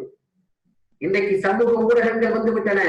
பத்திரிகைகளும் தொலைக்காட்சிகளும் இன்றைக்கு ஏதோ நடத்தி கொண்டிருக்கிறார்களே தவிர, நிமிடத்துக்கு நிமிடம் ஊடகங்கள் மூலமாக இந்த மாதிரி இருக்கக்கூடிய நவீன தொழில்நுட்பத்திலே சமூக ஊடகங்கள் ஆதிக்கம் வந்துவிட்ட காரணத்தால் பத்திரிகை எல்லாம் இன்றைக்கு அந்த அதிபர்கள், பத்திரிகை அதிபர்கள் எப்படி நடத்துவது என்று தெரியாத ஒரு நிலைக்கு வந்திருக்கிறார்கள். இது ஒரு நிதர்சனமான உண்மை. எனவே பத்திரிகையில் செய்தி போடவில்லை, ஊடகங்கள் காட்டவில்லை இதெல்லாம் கவலைப்பட வேண்டாம். மக்களுக்கு தெரியும், காட்ட வேண்டிய நேரத்துல காட்டிதான் தீருவான். நான் கேட்கிறேன், நாடாளுமன்ற மாநிலங்களவைக்கு எத்தனையோ பேர் இங்கிருந்து எம்பிக்களாக போனார்களே, வைகோ போன நேரத்தில் ஏற்பட்ட பரபரப்பு போல வேற யாரும் போனப்ப ஏற்பட்டதா? செய்தி போட வேண்டிய நிர்பந்தம் வந்துதான் இல்லையா? வைகோ பற்றி நாடாளுமன்ற நாயகன் என்று சொல்லி வைகோவுடைய நாடாளுமன்ற பணிகளை பற்றி எத்தனை பேர் தொலைக்காட்சிகளிலே அதை செய்தியாக்கி அவருடைய அரை மணி நேரம் வைகோவுடைய பாராளுமன்ற வரலாற்றை எடுத்து போட்டார்கள். எத்தனை நிருபர்கள் இடத்துல பேசினார்கள். நாடாளுமன்றத்தில் வைகோ புத்தகத்தை தொகுத்தவர்கிற காரணத்தினாலே தொலைக்காட்சியை நாங்கள் வைகோ நாடாளுமன்றத்திற்கு போவதை பற்றி ஒரு செய்தி போட போகிறோம், எனவே அதற்காக நீங்கள் பேச வேண்டும், அதற்கு சொல்ல கருத்துக்களை சொல்ல வேண்டும் என்று சொல்லி என்னிடத்துல கேட்டு அதை வாங்கி அதற்கு பிறகு ஸ்டோரி ஆக்கி செய்தி போட்டார். நிர்பந்தம் வரும். வைகோவை புறக்கணித்து விடலாம் முடியாது. ஆனால் நாம் எண்ணி பார்க்கிறோம், ஏன் அத்தனை பேரும் சேர்ந்து கொண்டு நம்மை எதிர்க்கிறார்கள்? வைகோவை ஏன் இருட்டடிப்பு செய்ய வேண்டும் என்கிற நிலைக்கு ஆளாகிறார்கள் என்று சொன்னால், கொண்ட கொள்கையிலே அவர் இன்னும் உறுதியாக இருக்கிறார். சமரசத்தை மேற்கொண்டிருந்தால் எப்பாடுபட்டாவது பதவியிலே நீடித்துக் கொண்டிருக்க வேண்டும், எப்பாடுபட்டாவது பதவியை தக்க வைத்துக் கொள்ள வேண்டும் என்கிற சிந்தனை அவருக்கு இருந்திருக்குமானால் எங்கேயோ போயிருக்கலாம். ஆனா அதையெல்லாம் கருதாத தலைவர், ஒரு உறுதிமிக்க தலைவர் இந்த இயக்கத்தை வழிநடத்துகிற பொழுது நம்முடைய வரலாற்றில் நாம் எடுத்த முடிவுகள் சில பேர் சொல்லுவார்கள் அன்றைக்கு இந்த முடிவு எடுத்தார், இந்த முடிவு, அந்தந்த காலகட்டத்திலே நாம் எடுத்த முடிவுகளை எல்லாம் அந்தந்த காலகட்டத்திற்கு தேவைப்பட்ட அரசியல் முடிவுகள் வேறு எல்லாம் எடுத்தால், வேறு கட்சி வேறு தலைவர்கள் எல்லாம் எடுத்தால் அதற்கு பிறைய வியூகம். மறுமலர்ச்சி திமுக எடுத்தால், நம்முடைய தலைவர் வைகோ எடுத்தால் அதில் 1000 பேர் கொலை சொல்வதற்கு வருவார்கள். அதை பற்றி கவலைப்பட வேண்டிய அவசியம் நமக்கு கிடையாது. இன்றைக்கு ஒரு அரசியல் முடிவெடுத்திருக்கிறோம். திராவிட இயக்கங்களினுடைய வலிமை இன்றைக்கு தேவை. இது ஒரு வரலாற்றிலே ஒரு முக்கியமான காலகட்டம். எதற்கு பெரியார் பிம்பத்தை உடைக்க வேண்டும் என்று இந்துத்துவ சனாதன சக்திகள் துடித்துக் கொண்டிருக்கின்றன. பெரியார் மறைந்து இத்தனை ஆண்டு காலத்திற்கு பிறகு கூட 47 ஆண்டு காலத்துக்கு பிறகு கூட இன்றைக்கும் பெரியாரை இன்றைக்கு இந்த சிறியார் இங்கே இருக்கக்கூடிய இந்துத்துவ சனாதன சக்திகள் மட்டுமல்ல, இன்னும் தமிழ் தேசியம் பேசக்கூடிய இன்னும் சில பேர் எதற்கு பெரியார் மீது கை வைக்கிறார்கள், பெரியாரை விமர்சனம் செய்கிறார்கள்? என்ன காரணம்? இன்னும் தமிழகத்தை வழிநடத்துவது பெரியார் தான். பெரியார் கொள்கையில் தான் தமிழகத்திலே வியாபித்திருக்கின்றது. ஆலயங்கள் இருக்கின்றன, கோடிக்கணக்கான பக்தர்கள் இருக்கிறார்கள், நான் இல்லை என்று சொல்லவில்லை. ஆனால் அவர்களுக்குள்ளும் பெரியார் இருக்கிறார். இதுதான் நிதர்சனமான உண்மை. இன்றைக்கு அவர்களுக்கு என்று ஒரு அஜெண்டா இருக்கிறது, அவர்கள் என்று ஒரு தீர்க்கமான ஒரு முடிவோடு இருக்கிறார்கள். திராவிட பூமி என்று சொல்கிறார்களே, பெரியார் பூமி என்று சொல்கிறார்களே, இது அடித்து ஒதுக்க வேண்டும்.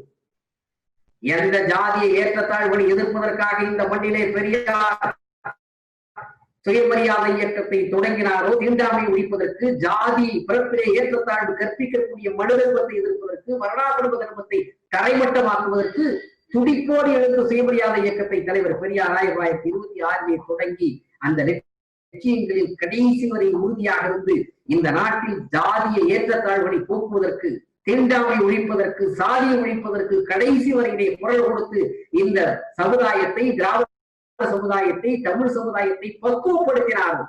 இந்த மண்ணில் இன்றைக்கு இந்துத்துவ சனாதன சக்திகள் நாம் எதை இழிவாக கருதினோமோ, எந்த ஜாதி பெயரை சொல்லுவது இழிவு என்று கருதினோமோ, ஜாதி பட்ட பெயரை போட்டுக் கொள்வது என்பது இழிவு என்று சொல்லி அதை தந்தை பெரியாருடைய தொண்டு, திராவிட இயக்கத்தினுடைய தொண்டு இந்த மண்ணிலே ஏற்படுத்தி வைத்ததோ அதை நொறுக்கி தமிழ் சமூகத்தை, திராவிட இயக்கம் ஜாதிகளை கடந்து தமிழர்கள் என்று ஒருங்கிணைத்தது. திராவிட இயக்கம் தமிழர்களை இந்த மண்ணில் ஜாதிகளாக புரிந்து கிடந்த தமிழர்களை திராவிட இயக்கம் தமிழர்களாக சொல்லி ஒருங்கிணைத்தது. அப்படி ஒருங்கிணைப்பதற்கு நடத்திய போராட்டம் தான் 1938 இந்திய எதிர்ப்பு போராட்டம். தமிழ் தேசியத்திற்கான முதல் விதை என்று சொன்னால் அது இந்திய எதிர்ப்பு போராட்டம். அதை கூட கொச்சைப்படுத்துகிறார்கள். தமிழ் அறிஞர்கள் தொடங்கினார்கள், பெரியார் போய் கலந்து கொண்டார் என்று ஒருவர் பேசுகிறார். எங்கே சுற்றி வந்தாலும் பெரியாரை அவர்கள் பேசுவதாக இருந்தாலும், ஏசுவதாக இருந்தாலும் பெரியார் மீது விமர்சனங்களை வைக்கிறார் என்று சொன்னால் இன்னமும் பெரியார் தான் பேசுபொருளாக தமிழ்நாட்டில் இருக்கிறார் என்ற அர்த்தம். பெரியார் சிலையை உடைப்பேன் என்று ஒருவன் சொன்னானே, உடைத்துப்பார், அப்புறம் என்ன நடக்கிறது பார், கரம் துண்டாகி கீழே விழும் என்று நம்முடைய தலைவர் அடுத்த வினாடி பதில் கொடுத்தாரே. ஏன் பெரியாரத்தை போறீர்கள்? இந்திய எதிர்ப்பு போராட்டத்தை நாவல சோமசுந்தர பாரதியார், மலையடிகள், திணிவிக, கரந்தை தமிழ் சங்கத்தினுடைய தலைவராக இருந்த உமாமகேஸ்வரம் இல்லை, இன்னும் எத்தனையோ தமிழறிஞர்கள் எல்லாரும் சேர்ந்து நடத்தினார்கள். பெரியாருடைய பங்கை இருட்டடிப்பு செய்ய வேண்டும் என்பதற்காக சில பேர் பேசுகிறார்கள். அதை போலவே வைக்கம் போராட்டத்தை பெரியார் நடத்தவில்லை என்று ஜெயமோகன் என்கிற ஒரு எழுத்தாளர் எழுதுகிறார். இன்னும் பல பேர் பிறப்பிற்கான ஒரு பெயர்களை நான் சொல்ல விரும்பவில்லை. தினம் ஒரு காட்சி, தினம் ஒரு யூடியூப்ல செய்தி பெரியாரை பத்தி போட்டுட்டே இருக்காங்க. இதெல்லாம் எதை காட்டுது? பெரியார் பிம்பத்தை உடைத்தால் ஒழிய தமிழ்நாட்டிலே கால் பதிக்க முடியாது என்று அவன் கருதுகிற காரணத்தினால் இந்துத்துவ ஆரிய சனாதன சக்திகள் நேரடியாக வருகின்றன. சில கைகூலிகளையும் அழைத்துக் கொண்டு வந்திருக்கிறார்கள். அவர்களுக்கு இங்க இருக்கக்கூடியவர்கள் சில பேர் துணை போகிறான், பத்திரிகை துணை போகிறான், ஊடகங்கள் துணை போகிறது. அதை பற்றி எல்லாம் கவலைப்பட வேண்டிய அவசியம் நமக்கு கிடையாது. தந்தை பெரியாருடைய பிம்பத்தை அவர் எதிரே ஒழித்துவிட முடியாது. 1940ஆம் ஆண்டு மார்ச் மாதம் 3ஆம் தேதி சவார்கர் வந்தார் சேலத்துக்கு. சவார்கர் பிற்காலத்திலே காந்தி கொலை வழக்கிலே, மகாத்மா காந்தி கொலை வழக்கிலே 8வது குற்றவாளியாக கூண்டிலே நிறுத்தப்பட்டாரே அந்த சவார்கர். நான் வீர சவார்கர் என்று சொல்வதில்லை. அந்த சவார்கர் 1940 மார்ச் 3 சேலத்திலே இந்து மகாசபை சார்பிலே பொதுக்கூட்டம் பேச வருகிறார். 8 அணா கட்டணம் என்று அறிவிக்கிறார்கள். அவர் பேச்சை கேட்பதற்கு யாரும் அங்கே வர தயாராக இல்லை. 8 அணா கட்டணம். அதற்கு பிறகு 2 அணா கட்டணத்தை குறைக்கிறார்கள். அப்பவும் கூட்டம் வரல, யாரும் டிக்கெட் வாங்கல. அதற்கு பிறகு கட்டணமே கிடையாது, எல்லோரும் வந்து அந்த கூட்டத்தில் பங்கேற்கிறார்கள் என்று சொல்கிறார்கள். மக்களே வரவில்லை, கூட்டமே வரவில்லை. 1940. இன்றைக்கு 80 வருஷம் ஆச்சு. இன்றைக்கு 80 ஆண்டுகள் ஆகுது. இன்னைக்கு என்ன நிலைமை? இன்னைக்கு அதான நிலைமை. இன்னைக்கு வடநாட்டில இருந்து RSS தலைவரோ அல்லது அமித்ஷா போன்றவர்களோ வந்தா போலீஸ்காரங்களை வேணா அவர் உள்துறை அமைச்சராக இருக்கிற காரணத்தினாலே போலீஸ்காரன் 10,000 பேர் கொண்டு நிக்க வச்சுக்கலாம், கூலிக்கு ஆள் பிடிச்சு கொண்டு போய் மக்களை நிக்க வைக்கலாமே தவிர, இந்த நாட்டிலே இது திராவிட பயிர் செழித்த பூமி அல்லவா? ஜாதி ஆதிக்கத்தை, மனிதர்ம ஆதிக்கத்தை, வர்ணாசிரம ஆதிக்கத்தை வேரோடும் வேரடி மண்ணோடும் கெள்ளி எறிவதற்கு சுயமரியாதை இயக்கத்தை தொடங்கிய தலைவர் பெரியார் பண்பிடித்திருக்கிற நிலம் நம்முடைய தமிழ் நிலம். இப்ப என்ன பண்றதுக்காக அந்த ஜாதிய உணர்வுகளை வளர்க்க வேண்டும் என்று விரும்புகிறார். சிறு சிறு குழுக்களாக இருக்கக்கூடிய ஜாதிய தலைவர்களை கையில் எடுத்திருக்கிறார்கள். அவர்களுக்கு வேண்டியதை செய்கிறார்கள். அதிகாரம் கையில் இருக்கிற காரணத்தினால், பணபலம் இருக்கிற காரணத்தினால் அதை வைத்துக் கொண்டு அந்த குழுக்களுக்கு ஜாதிய உணர்வை ஊட்டி ஜாதிய ஏற்றத்தாழ்வு நீடிக்க வேண்டும், அடிமைப்படுத்த வேண்டும். வர்ணாசிரமத்தின் அடிப்படையில் பிரிக்கப்பட்டு கிடந்த அந்த ஜாதிகளை எல்லாம் ஒன்றிணைத்து தமிழர் என்று தமிழ் மொழியின் அடிப்படையில் இன உணர்வையும் மொழி உணர்வையும் பண்பாட்டு உணர்வையும் தந்தை பெரியாரும் பேரறிஞர் அண்ணாவும் ஊட்டி திராவிட இயக்கம் இந்த மண்ணை பண்படுத்தி வைத்திருக்கிற பொழுது அதை சிதைப்பதற்கு இன்றைக்கு அதே ஜாதிய ஏற்றத்தாழ்வு என்றால் அது பெருமை என்று சொல்லுகிறார். ஒரு தலித்தை அடிக்கிறான், பின்தங்கிய சமுதாயத்தை சேர்ந்தவன் என்றால் அது உனக்கு மிகப்பெரிய ஜாதிய மரியாதை என்பதை புகுத்துகிறது RSS. நான் கூட இந்தியா டுடே என்று சொல்கிறேன், ஃப்ரண்ட்லைன் ஏட்டில் 2017ஆம் ஆண்டு திருப்பூரில் நடைபெற்ற சமூக நல்லிணக்க மகாநாட்டிலே பேசுகிற பொழுது அன்றைக்கு வந்த ஃப்ரண்ட்லைன் ஏட்டில் எப்படியெல்லாம் இந்துத்துவ RSS என்பது இங்க இருக்கிற ஜாதி அமைப்புகளோடு ஊடுருவி கைகோர்த்து கொண்டு ஒவ்வொரு பகுதியாக வேலை செய்து கொண்டிருக்கிறார்கள். வடநாட்டிலே எப்படி வெறுப்பு பிரச்சாரத்தை ஏற்படுத்தி தலித்துகள் மீது, இஸ்லாமியர்கள் மீது வன்முறைகள் கட்டவிழ்த்து விடப்படுகிறதோ அதை போன்ற ஒரு நிலையை உருவாக்குவதற்கு முயற்சி எடுக்கிறார்கள் என்று ஒரு கவர் ஸ்டோரி எழுதியிருந்தார்கள். அதை மேடையிலே மாநாட்டில் அதை நான் படித்து, கிறிஸ்துவ தேவாலயங்கள் அங்கங்கே தாக்கப்படுகின்றன.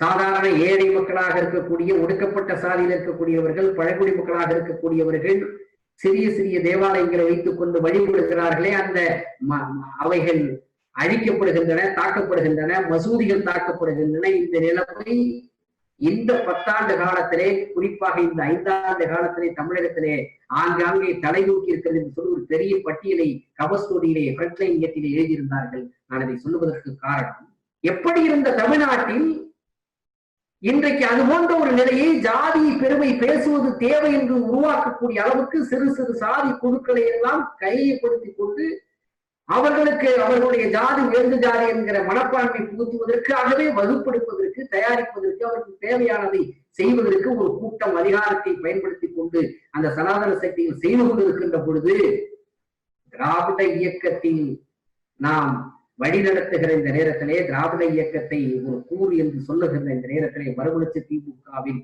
தலையாய கடமை இந்த கட்டமைப்பை உடைப்பதற்கு எந்த சக்திகளுக்கும் இரையாகி இந்த கட்டமைப்பை தகர்ப்பதற்கு வடநாட்டிலிருந்து வரக்கூடிய இவர்களுக்கு நாம் இடம் தந்துவிடக் கூடாது. அரசியல் களத்திலே நாம் இழந்தது அதிகம், அரசியல் களத்திலே நாம் விமர்சிக்கப்பட்டது அதிகம், அரசியல் களத்திலே இந்த அரசியல் களத்திலே நம்மை ஏளனம் செய்தவர்கள், இழிவுபடுத்தியவர்கள் ஏராளம். ஆனால் ஒரு உயர்ந்த நோக்கத்திற்காக இந்த மண்ணில் திராவிட இயக்கம் என்கிற அடித்தள கட்டுமானம் இருக்கிறதல்லவா, அதை தகர்ப்பதற்கு வெளிப்புற சக்திகள் வருகிற நேரத்திலே நாம் எல்லாவற்றையும் மறந்து திராவிட இயக்கத்தை வலிமையாக முன்னெடுத்து செல்ல வேண்டும் என்கிற வரலாற்று கடமை நமக்கு இருக்கிறது. ஏனென்றால் இது பெரியார், பேரறிஞர் அண்ணா, திராவிட இயக்கத்தினுடைய மூத்த தலைவர்கள், முன்னோடி தலைவர்கள் இந்த இயக்கத்தை தொடங்கினார்களே. டாக்டர் சி நடேசனாரும் டி எம் நாயரும் சர்க்குட்டி தியாகராயரும் அந்த வழி வந்தது, நீதி கட்சி வழி வந்தது, சுயமரியாதை இயக்க வழி வந்தது. திராவிட முன்னேற்ற கழகத்தை பேரறிஞர் அண்ணா சொன்னது போது அவர் எப்படி ஜாதி ஒழிப்பு என்று சொன்னார்களோ, பிரகடனம் செய்தார்களோ, இல்லஸ்ட்ரேட்டட் வீக்லி ஆங்கில பத்திரிகை, அதைத்தானே நம்முடைய தலைவர் ஆண்டவரின் விடல்மேடை பத்திரிகை பேட்டியிலே சொன்னார். எனவே அதையெல்லாம் காப்பாற்ற வேண்டும் என்று சொன்னால், கலைஞர் அவர்கள் தலைவர் தாங்கி 50 ஆண்டு காலம் வழிநடத்தினார் என்று சொன்னால், திராவிட இயக்கத்தில் மிகப்பெரிய அளவுக்கு நாம் 1000 கருத்து வேறுபாடுகள் இருக்கலாம். ஆனால் இன்றைக்கும் கலைஞர் கருணாநிதி என்கிற பெயரை கேட்டால் மனிதத்துவவாதிகள், இங்கு இருக்கக்கூடிய இந்துத்துவவாதிகள், RSS காரனுக்கு எரியும். என்ன காரணம்? அப்படி வளர்க்கப்பட்ட மண் இந்த மண், அப்படி வழிவந்தவர்கள். அப்படி இருக்கிற பொழுது அந்த திராவிட இயக்கத்தினுடைய கொள்கையிலே உறுதியாக இருந்து நம்முடைய தலைவர் வழிநடத்துகிற பொழுது, வரலாற்றின் கட்டாயம் என்று வருகிற பொழுது, திராவிட இயக்கத்திற்கு எதிராக இப்படி புறசக்திகள் புறப்பட்டு வருகிற பொழுது அதை பாதுகாக்கின்ற மகத்தான கடமை என்பது வேறு எந்த திராவிட இயக்க கட்சிகளை காட்டிலும் நமக்கு இருக்கிறது. தலைவர் வைகோ இருக்கிறது. அந்த லட்சியத்தை பாதுகாக்க வேண்டும், அடுத்த தலைமுறைக்கு கொண்டு செலுத்த வேண்டும் என்று சொல்லுகிற பொழுது அந்த மகத்தான கடமை நம் தோல் மீது சுமந்து கொண்டிருக்கிற தலைவராக நம்முடைய தலைவர் இருக்கிற காரணத்தினாலேதான் அரசியல் ரீதியான சில முடிவுகளை நாம் மேற்கொண்டோம். நான் இந்த இளைய வழி கருத்தரங்கத்தின் கழகத்தினுடைய 27ஆம் ஆண்டு தொடக்க விழாவின் மூலமாக நாடகம் இருக்கிற நம்முடைய கழக கண்மணிகளுக்கும் சரி, திராவிட உணர்வாளர்களுக்கும் சரி, இன்றைக்கு கூட நம்மை மறுமலர்ச்சி திமுக வைகோ என்கிற பெயரை சொல்லக்கூடாது என்று நினைக்கிறவர்கள் எத்தனையோ பேர் இருக்கிறார்கள். அந்த ஒவ்வாமை, மறுமலர்ச்சி திமுக ஒவ்வாமை பல பேருக்கு இருக்கிறது. திராவிடம் பேசக்கூடியவர்களுக்கு இருக்கிறது. திராவிட இயக்க கொள்கையில நாள்தோறும் பேசக்கூடியவர்களுக்கு இந்த திராவிட ஒவ்வாமை, மறுமலர்ச்சி திமுக ஒவ்வாமை, வைகோ ஒவ்வாமை என்று இருக்கிறது. ஆனால் அதை பற்றி நாம் கவலைப்பட வேண்டிய அவசியம் இல்லை. நம்மை எவரும் வீழ்த்துவதற்கு எவரால முடியாது. நாம் எல்லோரையும் பார்த்திருக்கோம். ஆனால் ஒரு குறுகிய நோக்கத்தோடு மறுமலர்ச்சி திமுக அரசியல் முடிவெடுத்தது என்று எவர் கருதினாலும் ஏமாந்து போவார்கள். நாங்கள் எதற்கும் தயாராக இருக்கிறோம். நாங்கள் மேற்கொண்டிருக்கிற அரசியல் முடிவு என்பது நீண்டெழுதிய திராவிட இயக்க வரலாற்றிலே ஒரு மிக முக்கியமான காலகட்டம், ஒரு திருப்பு முனை ஏற்படுத்துகிற காலகட்டமாக இருக்கிற பொழுது அரசியல் களத்திலே நாம் மேற்கொண்டிருக்கிற சித்தாந்தங்களுக்கு எதிரான ஒரு சித்தாந்தத்தை வளர்க்கிறார்களே. மனு தர்மத்தை அடியோடு ஒழிக்க வேண்டும் என்பதற்கு, அந்த மனு தர்மத்தை போட்டி பாதுகாப்பதற்கு RSS உருவானதே 1925 நாக்பூரிலே. அது உருவான அதே ஆண்டிலே இங்கே சுயமரியாதை இயக்கத்தை தலைவர் பெரியார் தொடங்குகிறார். குடியரசு பத்திரிகை தொடங்குகிறார். கருத்துக்களை எழுதுகிறார். ஜாதி ஆதிக்கத்தை ஒழிக்க வேண்டும், மடமையை போக்க வேண்டும், ஊடகங்களை ஒழிக்க வேண்டும், மதம் பார்ப்பனியும் எல்லாவற்றையும் காலில் போட்டு விரிப்பதற்கு சுயமரியாதை இயக்கத்தை தொடங்கி அந்த உறவை இங்கே வளர்த்தாரே. அந்த வழிவழி வந்தவர்கள் அல்லவா நாம். அந்த முடிவை நாம் மேற்கொள்ளுகிற பொழுது நமக்கு இன்னும் பெரிய கடமை இருக்கிறது என்பதற்காகவே நான் சொல்ல வருகிறேன். பெரியார் தான் தமிழ் தேசியத்தை ஒழித்தார். தமிழ் தேசியம் வந்து வளர்ந்து விடாமல் பெரியார் தடுத்தார். பல பேர் புறப்பட்டிருக்கிறார்கள். அதுக்கு இன்னொரு விரிவான விவாதத்திலே அதற்காக நான் பதில் சொல்ல வேண்டும் என்று நான் கருதியிருக்கிறேன். இருந்தாலும் கூட சிலவற்றை நான் பெரியார் சொல்கிறார்கள் அல்லவா. திராவிட நாடு கேட்டு 1940 ஆகஸ்ட் மாதம் நடைபெற்ற திருவாரூர் நீதி கட்சி மகாநாட்டிலே தான் முதலிலே திராவிட நாடு திராவிட இயக்கம் என்கிற கோரிக்கையை முன்வைத்து தீர்மானம் நிறைவேற்றப்பட்டது. பிரச்சாரம் செய்தார்கள். 1938 இந்திய எதிர்ப்பு போராட்டத்திலே இங்கே கடற்கரையிலே செப்டம்பர் 11ஆம் தேதி நடைபெற்ற அந்த நிகழ்ச்சியின் கூட்டத்திலே பல லட்சக்கணக்கான பல்லாயிரக்கணக்கான மக்கள் திரண்ட அந்த கூட்டத்திலே தான் தமிழ்நாடு தமிழுக்கு என்கிற முழக்கத்தை அன்றைக்கு தலைவர் பெரியார் எழுப்பினார். இவையெல்லாம் வரலாறு. ஆனால் 1956 வெளிவெளி மாநிலம் பிரிக்கப்பட்டதற்கு பிறகு திராவிட நாடு என்று தலைவர் பெரியார் சொன்னதே கிடையாது. அன்றைக்கு இருக்கிற சென்னை மாகாணத்திலே கர்நாடகா இருந்தது, மலபார் இருந்தது, மலையாள பகுதி இருந்தது. அதை போல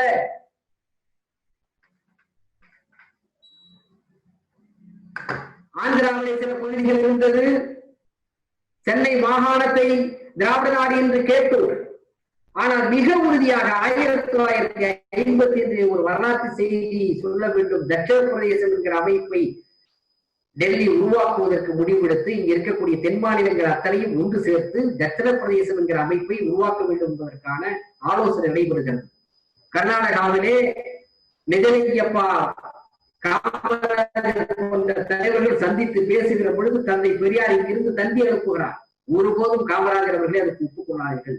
தட்சிண பிரதேசம் என்று ஏன் ஒப்புக்கொண்டிருக்கிறார்கள்? தட்சிண பிரதேசம் என்பது இந்த தென் மாநிலங்கள் எல்லாம் ஒன்று சேர்ந்த திராவிட நாடு என்றுதானே பெரியார் கேட்டார். தமிழ்நாடு, கேரளம், கர்நாடகா, ஆந்திரா இவை எல்லாம் இணைந்த ஒரு திராவிட கூட்டரசு வேண்டும் என்ற கோரிக்கையை முன்பு வலியுறுத்தினார்களே, அதைத்தானே தட்சிண பிரதேசம் என்று வைக்கிறார்கள் என்று நினைத்தாரா பெரியார்? ஆனால் ஏற்றுக்கொள்ள முடியாது என்று சொன்னது மட்டுமல்ல, அந்த தட்சிண பிரதேசம் என்கிற அமைப்பு ஏற்படுமானால் எந்த அளவுக்கு தமிழர்கள் பாதிக்கப்பட்டு விடுவார்கள் என்பதற்காக பெரியார் அவர்கள் 1956 பிப்ரவரி மாதம் 1ஆம் தேதி விடுதலையில் ஒரு அறிக்கை கொடுக்கிறார். அந்த அறிக்கைகளை மிக தெளிவாக சொல்கிறார். தட்சிண பிரதேசம் தற்கொலையானது. இன்றும் நாளையும் பெங்களூரில் தங்குகிற தமிழ்நாடு முதலமைச்சர் திரு காமராஜர் அவர்களுக்கு தந்தை பெரியார் அவர்கள் பின்வரும் அவசர தந்தியை அனுப்பியுள்ளார். விடுதலையில் வந்த செய்தி: தட்சிண பிரதேசம் ஏற்படுவது என்பது தமிழர்களுக்கு வாழ்வா சாவா என்பது போன்ற உயிர் பிரச்சனையாகும். உங்களுக்கும் மற்ற எல்லோருக்கும் இது தற்கொலையானது ஆகும். தட்சிண பிரதேசம் ஏற்படுமாயின் முன்பில் நடந்தராத கிளர்ச்சி செய்வதற்கு தமிழ் மக்களை நெருக்குவது ஆகிவிடும். அருள் ஒன்று நம் எல்லோரையும் தமிழ்நாட்டையும் காப்பாற்ற வேண்டியது. தமிழ்நாடு என்று பெரியார் பேசியதே இல்லைன்னு இப்ப பல பேர் புறப்பட்டிருக்காங்க. விடுதலையில அறிக்கை கொடுக்கிறார். தட்சிண பிரதேசம் வந்தால் தமிழராகிய நமக்குத்தான் ஆபத்து.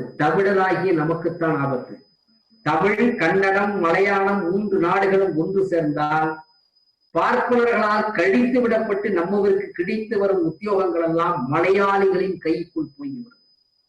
நாம் எல்லோரும் போலீஸ், கக்கூஸ் எடுத்தல், ரயில்வே கூலி வேலைகளைத்தான் செய்ய வேண்டிய நிலைமை வரும். முழு அதிகாரம் எல்லாம் வடநாட்டவருக்கும் மலையாளிகளுக்கும் பார்ப்பனர்களுக்கும் தான் போகும். மத்திய சர்க்கார் சுரண்டு பெரிதாக உள்ளது. இப்பொழுதே நம்மை அடிமை போல நடத்துகிறார்கள். கோடிக்கணக்கான ரூபாய்கள் புகையிலை வரி, போக்குவரத்து, சுங்க வரி முதலிய பெரிய வருமானங்கள் அங்கு போகின்றன. அவர்கள் இஷ்டப்படி சம்பளம் பெற்றுக் கொள்கிறார்கள்.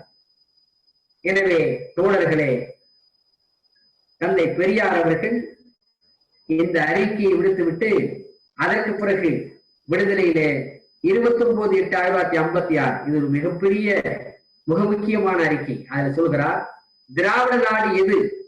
இதை கூர்ந்து கவனிக்கணும். இதற்கு முன் 1956க்கு முன் இருந்த சென்னை மாகாணத்தை நான் திராவிட நாடு என்று சொன்னேன். அப்பொழுது மலையாளம், கன்னடம், ஆந்திரம் பிரிந்திருக்கவில்லை. வெள்ளையன் இந்த நாட்டை விட்டு போய்விட்ட பிறகு வடநாட்டானும் இந்த நாட்டு பார்ப்பானும் சேர்ந்து கொண்டு இனிமேல் நமக்கு ஆபத்து என்று கருதி 4 பிரிவுகளாக வெட்டிவிட்டார்கள். இப்பொழுது நம்மோடு ஒட்டி கொண்டிருந்த கள்ளிக்கோட்டை, மங்களூர் மாவட்டங்களும் மலையாளம், கன்னட நாடுகளுடன் சேரப்போடுகின்றன. இப்பொழுது நம்முடன் மலையாள, கன்னட நாடுகளில் சம்பந்தம் இல்லாமல் தனித்தமிழ்நாடு ஆகிவிட்டோம். ஆகவே இதை இப்பொழுது தமிழ்நாடு என்று சொல்லலாம். முன்பு அவர்களையும் சேர்த்துக் கொள்ளலாம் என்று சொன்னோம். ஆனால் அவர்கள் தனியாக பிரிந்து போவதிலேயே கவனத்தை செலுத்தி பிரிந்து போய்விட்டார்கள். நாம் நிபந்தனையற்ற அடிமைகளாக உள்ளோம். வெள்ளையர் ஆண்ட காலத்தில் பார்ப்பனர்களின் அக்கிரமங்களை சொல்ல வழி இருந்தது. அவர்களும் நம் சொல்வதை கேட்டு சிலவற்றை கவனித்து வந்தார்கள். இப்பொழுது நம் நாடு வடநாட்டிற்கு நிபந்தனை இல்லாத அடிமை நாடாகிவிட்டன.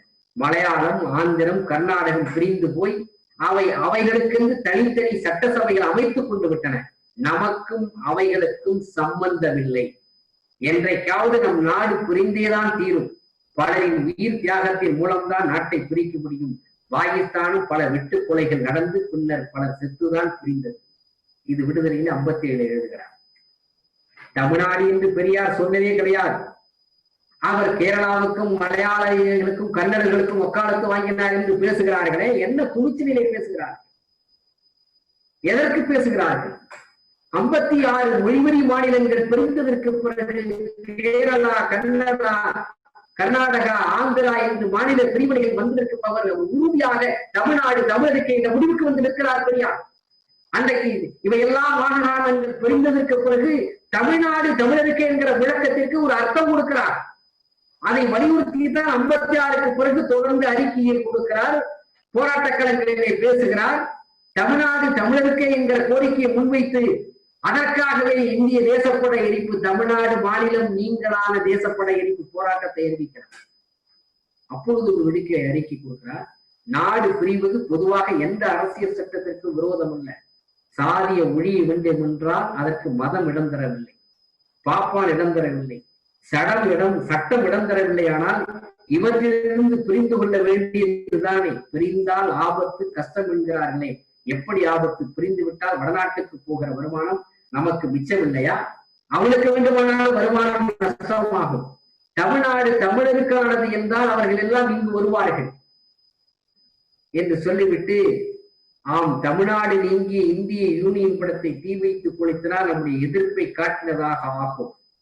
முன்பு இந்திய அரசியல் சட்டத்தை கொளுத்தினோமே, என்ன ஆயிற்று? வெளிநாட்டு பத்திரிகைகள்லாம் செய்தி வெளியாயிற்று. இந்திய யூனியன் படத்தை கொளுத்தினார் என்பதை வெளிநாட்டார் அறிந்தால் இந்த ஆட்சி என்னவென்று எண்ணுவார்கள்? இவனுக்கு என்ன மதிப்பு வரும்? இது என்ன ஜனநாயக ஆட்சியா, சர்வாதிக ஆட்சியா என்று நினைக்க மாட்டார்களா? தமிழன் சுதந்திர ஆட்சிக்கு வரும் வரை தமிழன், தமிழ்நாடு ஒரு நாளும் சூத்திரத்தன்மை இருந்து அடிமை குடியா இருப்பதிலிருந்து கடுகளவும் மாற்றமடைய முடியாது. ஆகவே இந்த பெருங்கேட்டிலிருந்து தமிழ்நாடும் தமிழனும் தப்பி பிழைத்து விடுதலை பெற வேண்டுமானால் இந்திய கூட்டாட்சி என்கிற பார்ப்பன ஏகபோக சர்வாதிகார ஆட்சியிலிருந்து விலகி தமிழ்நாட்டை சுதந்திர தமிழ்நாடு ஆக ஆக்கிக் கொண்டால் என்று வேறு எக்காரணத்தினாலும் எக்கிளர்ச்சியாலும் முடியவே முடியாது என்பதை தமிழ் மக்கள் உணர வேண்டுமாய் கேட்டுக்கொள்கிறேன். தியாகம் என்பது சிறை தண்டனை அனுபவிப்பதுதான் என்று பலர் கருதி கொண்டிருக்கிறார்கள். தியாகம் என்பது தன்னல மறுப்பு என்ற பொருளும் கொண்டதாகும். தன்னல மறுப்பு என்பது தனது உயிரை பறி கொடுப்பது என்பதை இறுதியாக கொண்டதாகும். இப்படிப்பட்ட தன்னல மறுப்பு கொண்ட ஒரு 1000 வீரர்கள் முன்வந்தால் தான் தமிழ்நாடு சுதந்திர நாடாக ஆக முடியும். இளைஞர்கள் இதை நல்லபடி சிந்தித்து முடிவு செய்து கொண்டு செயலில் ஈடுபட வேண்டி கேட்டுக்கொள்கிறேன். சிந்திக்க வேண்டிய காலம் நெருங்கிவிட்டது என்பதற்காகத்தான் இந்த அபாய சங்கை ஊதுகிறேன். விடுதலையிலே 13/5/1960 தந்தை பெரியார் எழுதிய தலையங்கம். பெரியார் தமிழ்நாடுன்னே சொல்லல, பெரியார் தமிழ்நாட்டை பத்தியே பேசல. திராவிடம் சொல்லி தமிழகத்தை அழித்து விட்டார், தமிழ் உணர்வு அழித்து விட்டார். இப்படி பல பேர் இன்றைக்கு பேசிக்கொண்டே தக்க பதிலை நாம் கொடுப்போம். பெரியாருடைய போராட்டங்கள், பெரியாருடைய சிந்தனைகள், பெரியாருடையதுன்னு அதெல்லாம் சொன்னார். பார்ப்பானை எதிர்ப்பதற்கு தான் திராவிடங்கிற சொல்லிய பயன்படுத்தினார் எங்க பெரியார். கேட்டா இவன் சொல்றான், திராவிடங்கிற பேர் அவன்ல சொன்னான், ஆரியன் தானே கொடுத்தான், கொடுத்துட்டு போறானே. என்னை பார்ப்பானின் மைப்பாட்டி மகன் என்று பொருள்படுகிற சூத்திரன் என்று சொல்லுகிற பொழுது, என்னை திராவிடன் இழிந்தவன் நாகர்கள் கசிவுக்கள் என்று சொல்லுகிற பொழுது, அது எங்களுக்கு சூட்டப்படுகிற மகுடம் என்று நாங்கள் ஏற்றுக்கொண்டு அவன் பட்டப்பெயர் கொடுத்த, ஆமா நான் திராவிடம் தான் என்று பதிலடி கொடுத்தார். இது பெரியாரினுடைய கழக குரல். எப்படி சூத்திரன் என்ற பெயரை சொல்லி நம்மை இழிவுபடுத்தினானோ பார்ப்பனியும் அந்த சூத்திரன் என்ற சொல்லை எடுத்துக்கொண்டு அதையே எடுத்து திருப்பி அடித்தார் பெரியார். திராவிடன் என்ற பெயரை அவன் சொல்லி இருக்கிறான், நான் ஒப்புக்கொள்கிறேன். அது யாராக மணியரசு சொன்னாலும் சரி, வேறு யார் சொன்னாலும் சரி, தமிழ் இலக்கிய இந்த விவாதத்தை வளர்த்து கொண்டு போக நான் விரும்பவில்லை. தமிழ் இலக்கியங்களிலே திராவிடம் என்ற சொல் இல்லை, தமிழர்கள் யாரும் அப்படி சொல்வதில்லை. அதையெல்லாம் அவன் பாப்பான் தான் சொன்னான், ஆரியன் தான் சொன்னான், வெளிநாட்டுக்காரன் சொன்னேன். கரெக்ட், நான் ஏற்றுக்கொள்கிறேன், உண்மை, நான் வழிக்கு வருகிறேன், ஒப்புக்கொள்கிறோம். ஆனால் எங்களை இழிவுபடுத்திற்காக சொன்ன அந்த சொல்தான், திராவிடர் என்கிற சொல்லுதான் எங்கள் இனமானத்தை நீக்கும் என்கிற அந்த காரணத்தினாலே அதை தூக்கி பிடித்தார். அது கழக குரலாக அந்த குரலை ஒழித்தார் பெரியார். அதுல நான் தவறு இருக்கிறது, அதுல என்ன தவறு? என்னை பார்த்து நீ பார்ப்பாட்டியும் பாப்பானியும் வைப்பாட்டியும் சூத்திரன் என்று சொல்லுகிற பொழுது அவன் வீசுகிற அதை எடுத்து அவன் மீது அந்த ஆய்வை வீசுவதற்கு கற்றுக் கொடுத்தார் பெரியார். அந்த சொல்லை நாங்கள் ஏற்றுக்கொண்டு கழக குரல் தான். ஏன் நம்ம பெரியார் மேல இவ்வளவு வேகம் வருது தெரியுங்களா? பார்ப்பான் என்றால் உயர்ந்தவன், ஆரிய மொழி என்றால் உயர்ந்த மொழி, வைதிக மொழி, வடமொழி, ஆரிய பண்பாடு உயர்ந்த பண்பாடு, சமஸ்கிருதம் தான் உயர்ந்த தேவ பாஷை, மற்றதெல்லாம் தமிழ் உட்பட பாஷைகள் நீச பாஷை சொல்றாங்க. அந்த பார்ப்பான் உயர்ந்தது என்று தூக்கி பிடித்த காலகட்டத்திலே தலைவர் பெரியார் சுயமரியாதை இயக்கத்தை தொடங்கியதற்கு பிறகு பார்ப்பான் என்கிற சொல்லே ஒரு இழி சொல் என்று சொல்லக்கூடிய நிலையை பெரியார் உருவாக்கினார். பார்ப்பான்னு சொன்னாலே அது ஒரு இழி சொல் என்கிற நிலையை பெரியார் உருவாக்கினார். அதனால்தான் இவ்வளவு வேலைப்படுறாங்க. நம்ம அதை பற்றி எல்லாம் கவலைப்பட வேண்டியது இல்லை. தந்தை பெரியார் நடத்திய போராட்டங்களாக இருந்தாலும் சரி, நடத்திய போராட்டங்களாக இருந்தாலும் சரி, நம்முடைய தலைவர் வைகோவோ, திராவிட இயக்கத்தினுடைய தலைவர்கள் நடத்திய போராட்டங்களாக இருந்தாலும், தலைவர் கலைஞருடைய போராட்டமாக இருந்தாலும் சரி, நாம் அனைவருடைய போராட்டம் திராவிட இயக்க வரலாற்றிலே தமிழ்நாட்டின் நலனுக்காக போராடினோம். 56க்கு பிறகு தலைவர் பெரியார் கேட்டது தமிழ்நாடு, தனித்தமிழ்நாடு வேண்டும் என்ற கோரிக்கை இன்னைக்கு வைத்தார். இன்னைக்கு தமிழ் தேசியம் பேசுகிறவன் கேளாணி தமிழ்நாடு கேட்டுப்பார்.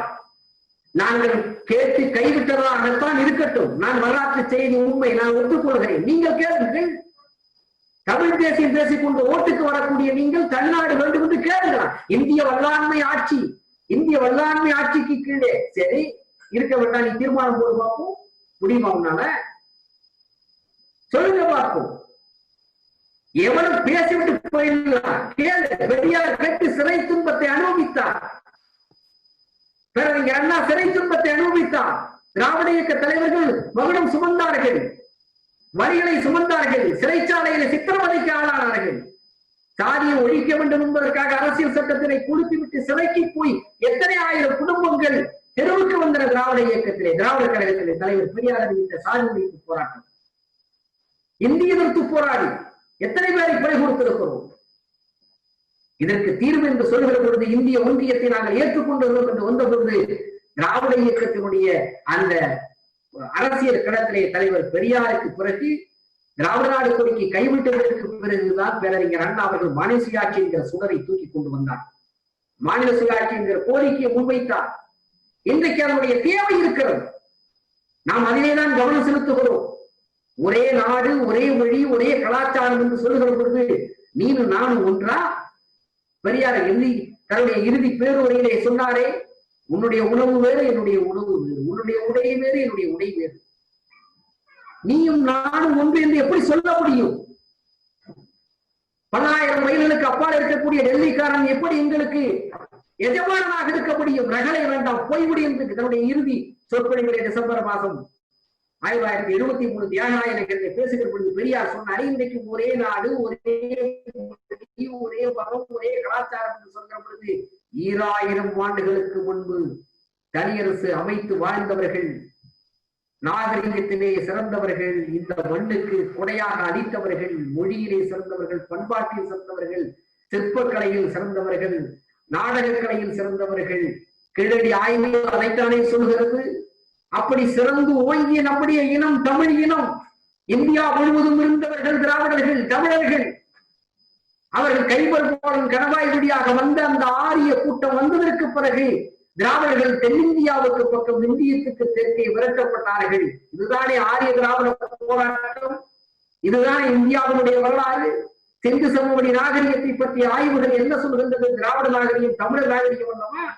அப்படி இருக்கிற பொழுது எங்களுடைய வரலாற்றை, எங்களுடைய மொழியை, எங்களுடைய பண்பாட்டை, எங்களுடைய தனித்தன்மையை, எங்களுக்கு இருக்கிற அடையாளத்தை அழிப்பதற்கு ஒரே நாடு, ஒரே மொழி, ஒரே கொள்கை, ஒரே மதம், ஒரே உணர்வு, ஒரே வரி, ஒரே கல்வி என்றெல்லாம் வருகிற பொழுது திராவிட இயக்கத்தின் அடிப்படை கொள்கையை பாதுகாக்கின்ற இடத்தில் இருக்கிற நம்முடைய தலைவர் வைகோ அவர்கள் என்ன முடிவை எடுக்க முடியும்?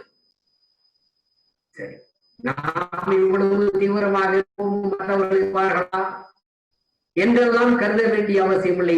வரலாற்றின் முக்கியமான காலகட்டத்திலே தேவையான முடிவை மறுமலர்ச்சி திமுக எடுத்திருக்கிறது, நம்முடைய தலைவர் எடுத்திருக்கிறார். இதை நாம் முன்னெடுத்து செல்வோம், இதை நாம் தூக்கி செல்வோம். இதற்காக அடுத்த தலைமுறையை தயாரிப்போம், இளைஞர்களை தயாரிப்போம், மாணவர்களை தயாரிப்போம். அந்த கடமையை செய்ய வேண்டிய வரலாற்று சூழல் இருக்கிற காரணத்தினாலே அரசியல் ரீதியாக திராவிட இயக்க ஒற்றுமையை பேணி பாதுகாக்க வேண்டிய கடமை நமக்கு இருக்கிற காரணத்தினாலே தேர்தல் அரசியலை எல்லாம் தாண்டி ஒரு மிகப்பெரிய கொள்கை முடிவிலே மறுமலர்ச்சி திமுக பயணித்துக் கொண்டிருக்கிறது. எனவே அருமை தோழர்களே, மறுமலர்ச்சி திராவிட முன்னேற்ற கழகம் 27ஆம் ஆண்டு அடியெடுத்து வைத்திருக்கிற பொழுது இந்த கொரோனா காலத்திலே உலகமே 5 அடங்கிக் கொண்டிருக்கிற பொழுது உலக மக்கள் இன்றைக்கு எதிர்காலம் என்னவென்று தெரியாமல் திகைத்துக் கொண்டிருக்கிற வேளையிலும் கூட தமிழ்நாட்டிலே இருக்கக்கூடிய ஆட்சி அதிகாரத்தில் இருக்கக்கூடியவர்களை பயன்படுத்திக் கொண்டு டெல்லி தன்னுடைய கடமையை தொடர்ந்து செய்து கொண்டிருக்கிறார்கள். ஆனால் இவற்றுக்கெல்லாம் எதிர்வினை ஆற்ற வேண்டிய வரலாற்று கடமை மறுமலர்ச்சி திமுகவுக்கு இருக்கிறது. நாம் கரம் போத்திருக்கிற திராவிட முன்னேற்ற கழகத்திற்கு இருக்கிறது.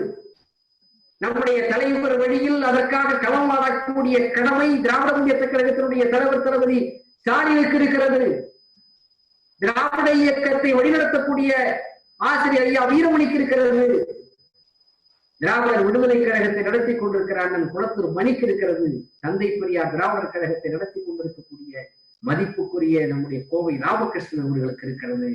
திராவிட இயக்க தமிழர் பேரவையின் சார்பில் இந்த கருத்துக்களை விதைத்துக் கொண்டிருக்கக்கூடிய என்னுடைய மதிப்புக்குரிய பேராசிரியர் சுபவிக்கு இருக்கிறது.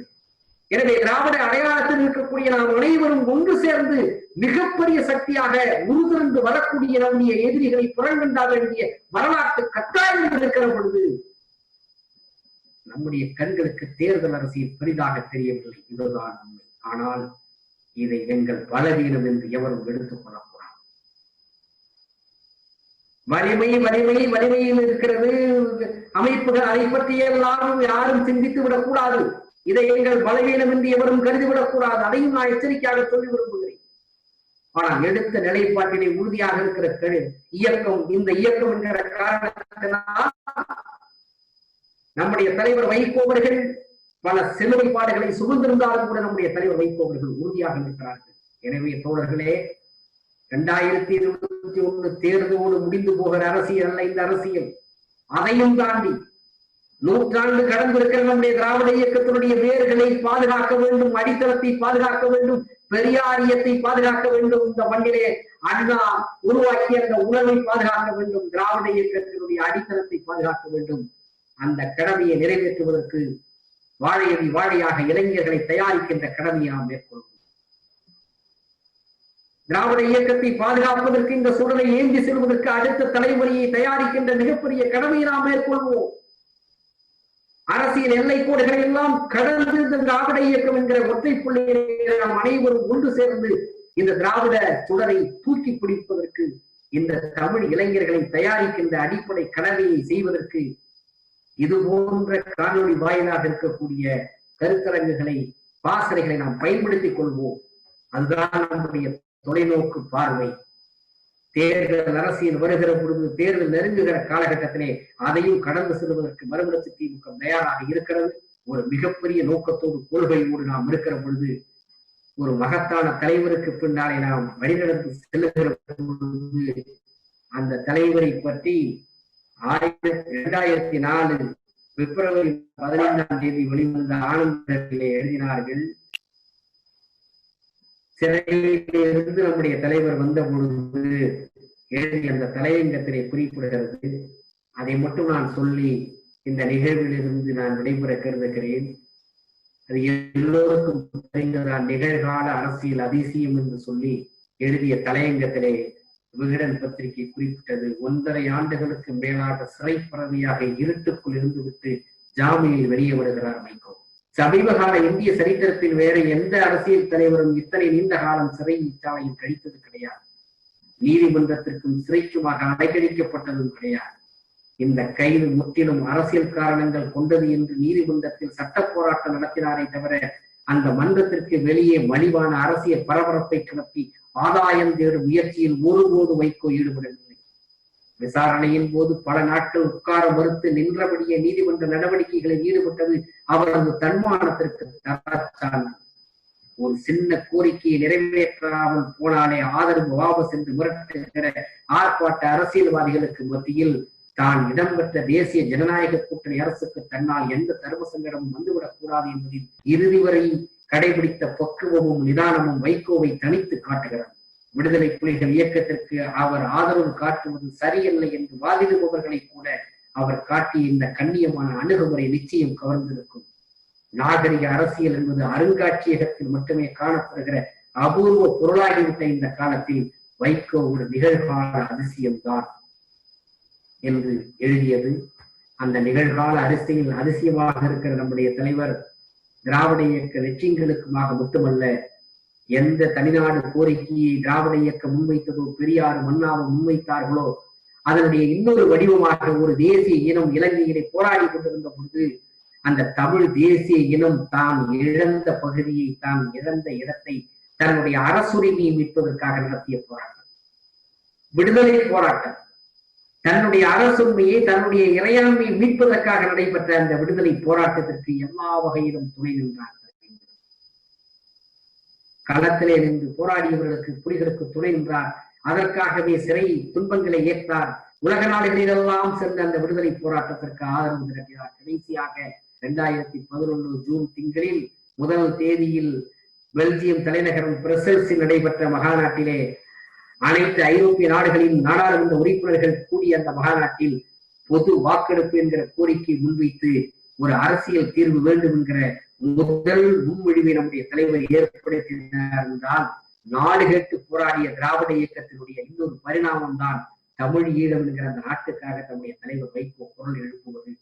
காலம் அதையும் பெற்றுத்தரக்கூடிய, அரசியல் வெற்றியை பெற்றுத்தரக்கூடிய மிகப்பெரிய கடமையும் நம்முடைய தலைவருக்கு இருக்கிறது, மறுமலர்ச்சி திமுகவுக்கு இருக்கிறது. எனவே மிகப்பெரிய தொலைநோக்கு பார்வையோடு லட்சியங்களை சுமந்து கொண்டிருக்கிற நாம் அடுத்த கட்ட அரசியல் பணிகள் என்பது இந்த மண்ணை பக்குவப்படுத்துவதற்கு, புதர் அன்றி கிடந்த இந்த மண்ணை பக்குவப்படுத்திய நம்முடைய திராவிட இயக்கத்திற்கு விடப்படுகிற அறைகூறுகளை சந்திப்பதற்கு நாட்டையும் நாட்டு இளைஞர்களையும் திராவிட இளைஞர்களையும் தயார்படுத்துகிற பணியிலே நம்மை ஈடுபடுத்திக் கொள்வோம். 27ஆம் ஆண்டிலே அந்த உறுதியை மேற்கொள்வோம். 21 வருகிற பொழுது அந்த இருக்கிற அரசியல் களத்தை, தேர்தல் களத்தை சந்திக்க வேண்டிய விதத்திலே சந்திப்பதற்கு தயாராக இருக்கிறோம். இந்த பிரகடனத்தை மட்டும் இந்த நேரத்திலே தெரிவித்துக் கொண்டு, திராவிட இயக்கத்திலிருந்து மறுமலர்ச்சி திராவிட முன்னேற்ற கழகத்தையோ நம்முடைய மகத்தான தலைவர், ஒருபெரும் தலைவர், திராவிட இயக்க தலைவர் தனக்காக கார்மேகம் பொழிவதில்லை, தனக்காக சோழ நதி பாய்வதில்லை, தனக்காக பூங்குயல்கள் செழிப்பதில்லை, தனக்காக செவ்வாழை செழிப்பதில்லை, தனக்காக தன் குடும்பத்துக்காக வாழாத தலைவர், தமிழர்களுக்காக வாழ்கிற தலைவர், திராவிட இயக்கத்துக்காக வாழ்கிற தலைவர், அருமை தலைவர் வைகோ அவர்கள் தலைமையிலே வேறு கொண்டு பணியாற்றுவோம். தலைவர் உருவாக்கி இருக்கிற இந்த இயக்கம் என்பது வாழையடி வாழையாக நூற்றாண்டு கடந்து நிற்க போகிற இயக்கம் மறுமலர்ச்சி திராவிட முன்னேற்ற கழகம். தத்துவங்கள் நிலையானது, திராவிட இயக்க தத்துவங்கள் நிலையானது என்று நம்முடைய தலைவர் வைகோ சிறையிலிருந்து எழுதிய மடலிலே சொன்னார்.